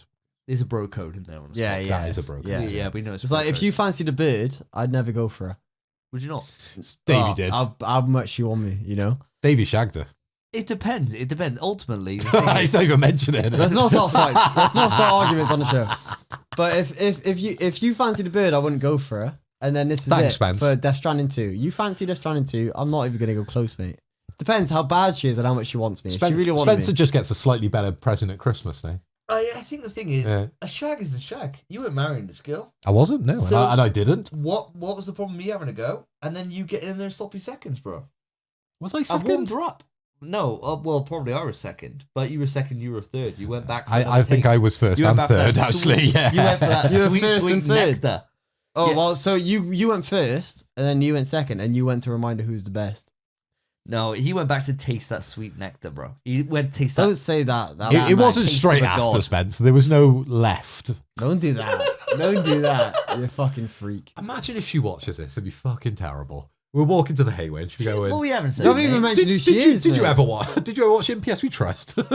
I watched it religiously, and guys, were you talking about me? Because I've shagged you both. No. Now you got to say, well, Spence is free. How do we know we're talking? Yeah, Exactly. Spence is free, and he's younger than us. He's the best of us. he is. And he's not. Oh, yeah. Yeah. Yeah. Yeah. Right. Done. Yep. I had no argument from me. Well, my safe, my safe, and I think you guys would be annoyed It's the with this. drunkest sober episode we've ever done, by the way. I think you guys would be annoyed with this, but I think it's on the same line as Death Stranding 2. Excuse me, you can stay away from my fucking images. My safe is Street Fighter 6 gonna have a trailer with the first details on Mai. Oh, Who's what a being released. fucking shock. It's a safe bet, bro. It's a safe bet. I reckon they're gonna have it come on the graffiti mark. Mai. Here's the first kind of I'll details. tell you what, I'm annoyed you've put it because it's so obvious, but at the same time, I'd fucking love to see it. And me. I can't wait to see it. Yeah, I'd I be so really can't wait. excited. Yeah. It feels like it's been ages since we've had Terry. It's only been a month. I know, but it feels like ages because Yeah. I fought so many Terrys. I know, yeah. You, namely. Yeah. Yeah. So that's my safe, guys. I mean, do I need to give any more? We know what we're getting with this. We know exactly how I mean, it I is. said Kojima on stage and a date for something that was and gameplay. So I said Kojima on stage and gameplay because it was an obvious factor. Now, Spencer is saying this is pretty damn obvious. So I think I might need something slightly more. The issue is with that. We already know how these trailers go. We know how these trailers work. It's going to be the World Tour cutscene of Mai. Yep. So that's what you're saying. World. Yep. Exactly cutscene. right. Yeah. Okay. It's the first time we'll see it, and then we know that in then weeks later, about 3 weeks later, we'll get the full gameplay. breakdown game, the full move. So you list think breakdown. it's going to continue the past trend. Yeah, trend. the pattern. Okay. Yeah. Okay. Well, that's fair for me as long as you're happy with that, Spence. It makes sense. It Okay. makes sense. That's Yep. if As long as we're nailing him down to something other than the character just being announced, I'm happy. well, the character's already announced. That's the issue with it. That's the only beef I have with your The character thing. being announced at the Game Awards. Yeah. The character's already announced. We already know the character's coming. Yeah. But that is the next thing we will see. That is the common trend of the Street Fighter 6 releases. I So think it makes it'd most be, sense. Yeah, I think I'm going on the basis that yes, it's exactly the same as we had before. As you said, World Tour cutscene. Johnny fucking World Tour walks up someone. Mai comes out, boobies bouncing everywhere, knocks him out somehow, goes to knock him out, stops, and then it'd be like Mai, where she shows a little sizzle trailer, and then moves on. Okay. And that's exactly it. I'll take that. That amount of detail I'm happy with. Cool. Sure. Let's move on to the possibles then, boys. This is where it starts getting a bit spicy. Spence, over to yourself. Right, you might be a bit surprised with mine. Go on. A new co-op game by Hazelight Studio. Oh, okay. Okay. So now, do you boys know who Hazelight is? No, I don't. There we are. Let me inform you. So Hazelight are the developers for It Takes Two and A Way Out. Oh, okay. Now, A Way Out came out in 2018, Hmm. and then it launched in March. A Way Out. 3 years later, It Takes Two came out. It Takes Two was announced and it launched in March. Okay. And now it's been 3 years since, and they've not announced anything. So I think they're going to announce something Ooh. for March. Oh, that's Okay. strong. That's Strong. a strong fucking prediction. Yeah. I like how much detail he's gone into and how much research you've done on this. So Yeah. I applaud you on that. It feels like something I would have done. Yeah. Yeah. I think that deserves an applause. That's Yeah. probably the Well most done. well-rounded Yeah. prediction I've A ever Way heard. Out It's was- surprising at this yeah. point in the show when he's had the amount of shots that he's had. Yeah, he's getting Yeah. better. A Way he's getting Out- better. He's getting better. Shit. All I've got Get written down, worried. by the way, this is memory. All I've got written down is new co-op game by his, like devs of A Way Out and It Takes Two. I know for a fact, A Way Out came out in 2018, March 24th, and It Takes Two was March 21st or March 20th, roughly, 2021. Write these down for Spencer's quiz. They're coming up. They're not coming up. They're not coming up. It's nothing to do with my quiz. Yeah. But He says it's Yeah. knowledge based. it's been 3 years since. We've not seen a new co-op game since. That studio's done nothing.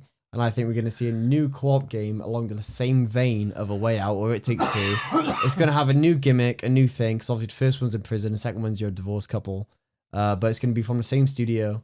And a new co-op title. Same vein.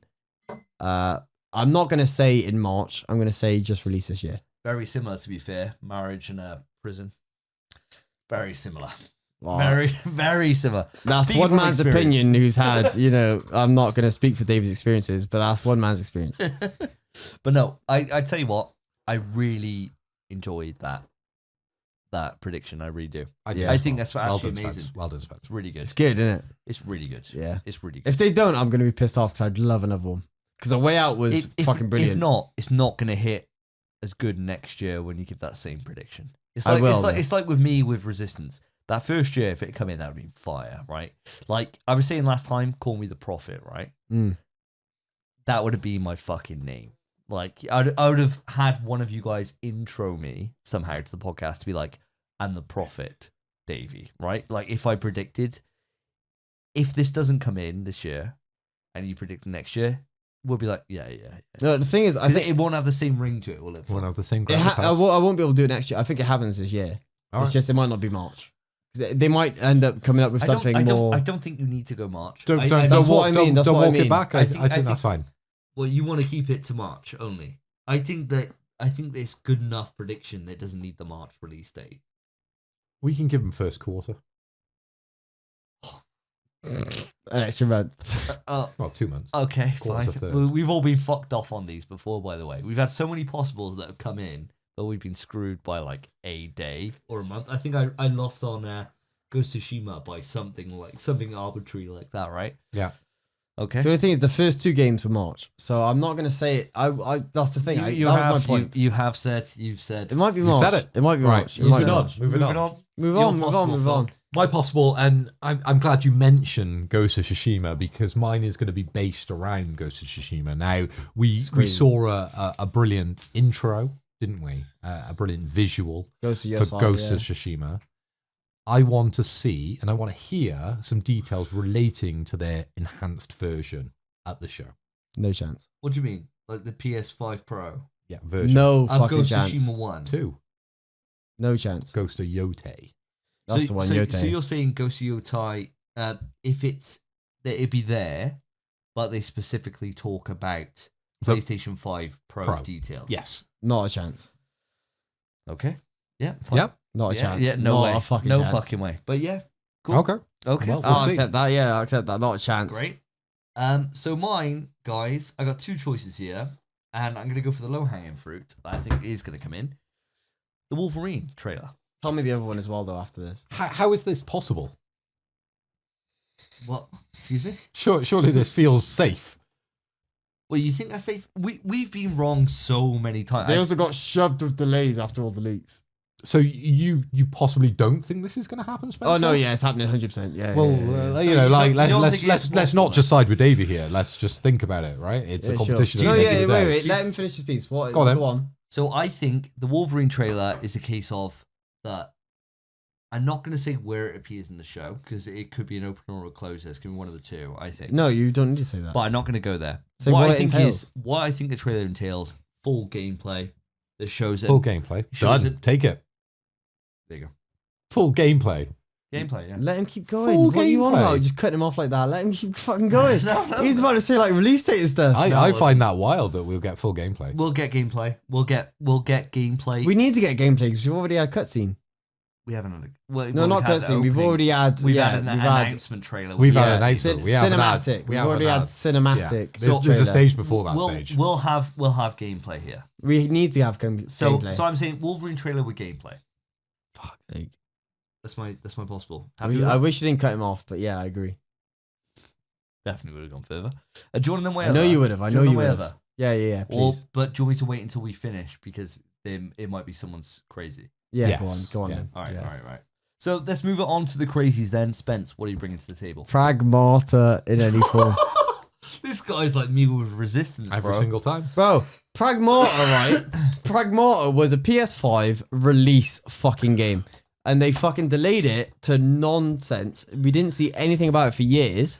Then all of a sudden, last year, we saw a random fucking thing of the little girl that we hadn't seen in 3 years on a book, and it said 2025. 2025.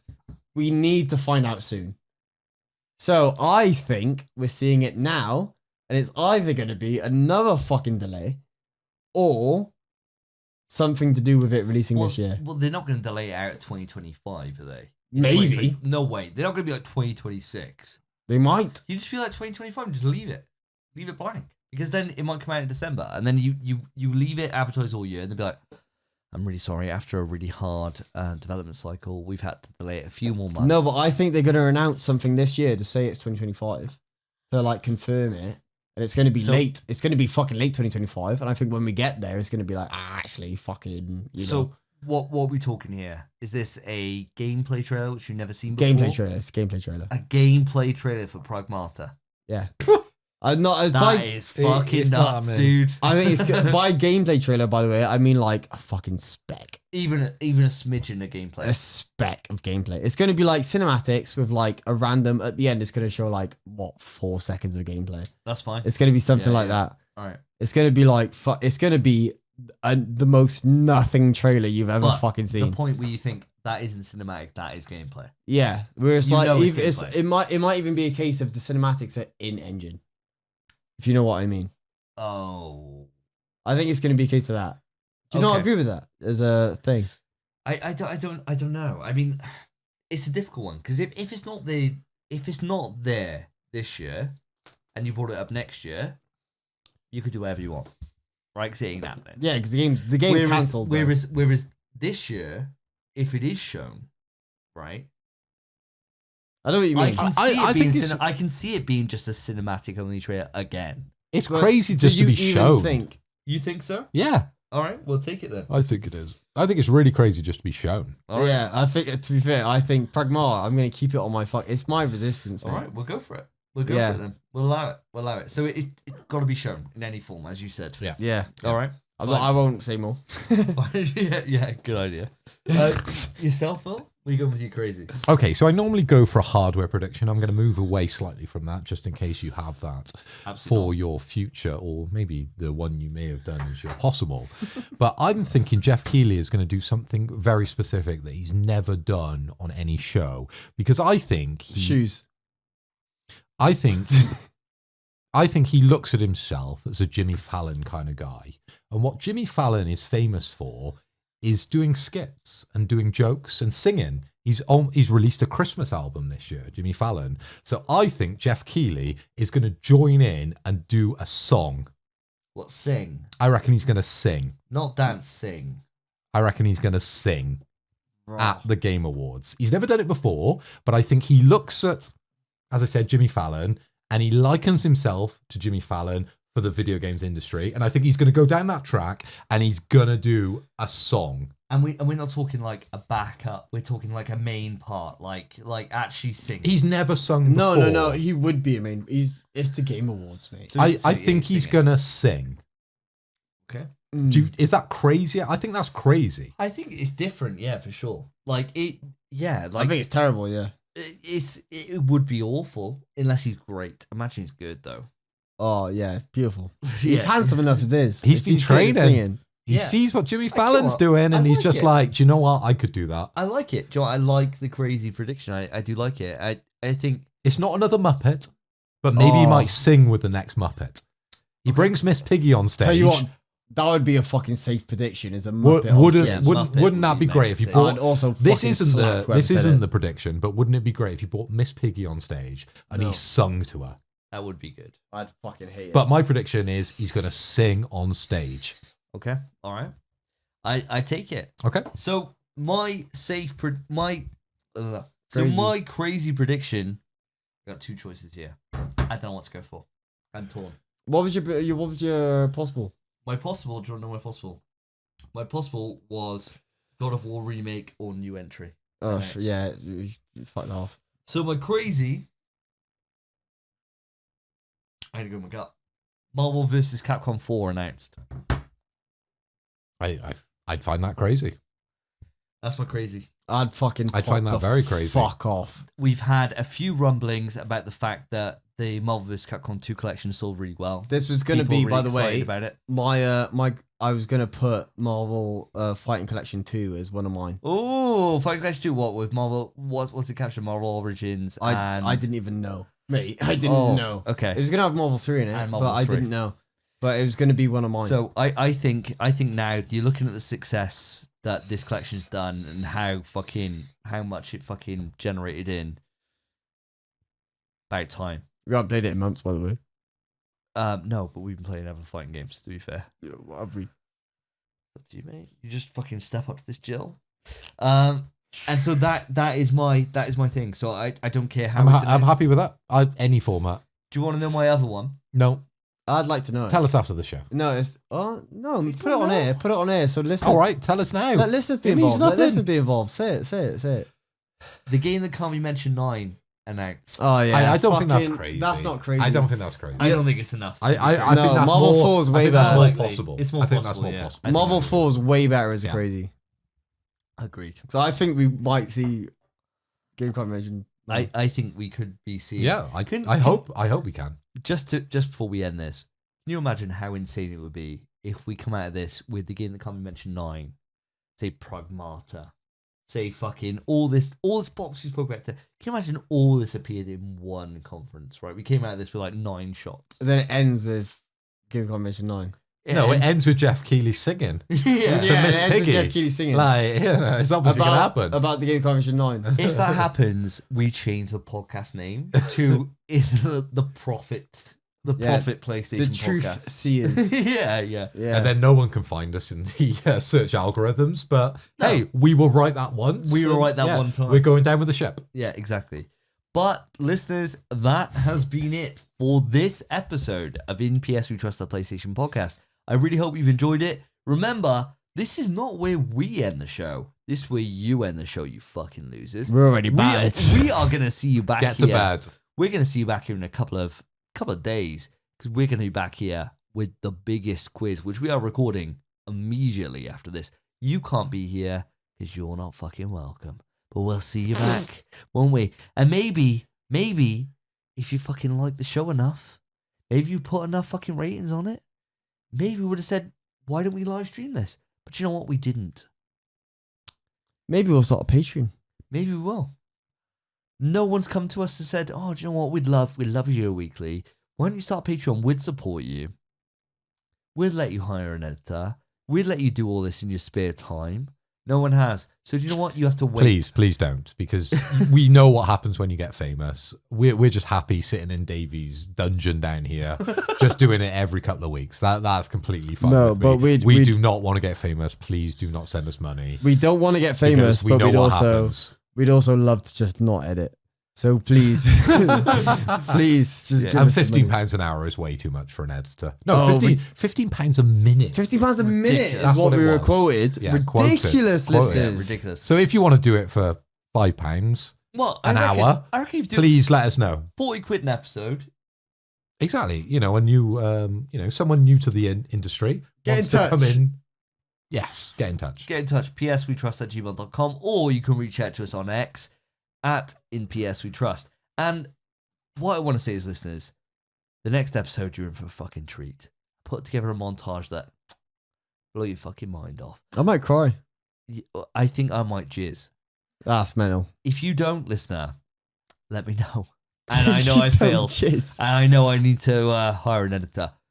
But that is it for In PS We Trust, episode 103. Thank you ever so much for joining. I've been Davey. I've been Spence. And I've been Phil. Oh, that's different. This is weird as fuck. You looked at me. Whoa. You looked at me afterwards, mate. What did you say when you closed out? Peace. Peace. No, you say something before. You say stay safe or some bullshit. No. I say, take care, guys. Peace. In PS We Trust is hosted by Davey, Phil, and Spencer. You can write into the show via our email, pswetrust@gmail.com. Our Twitter is @InPSWeTrust. To find each of us online, follow our Twitters, @SSJDavey, @PhilipHoy, @SpenPie_. Thank you for listening. Take care of yourselves, take care of each other. See ya.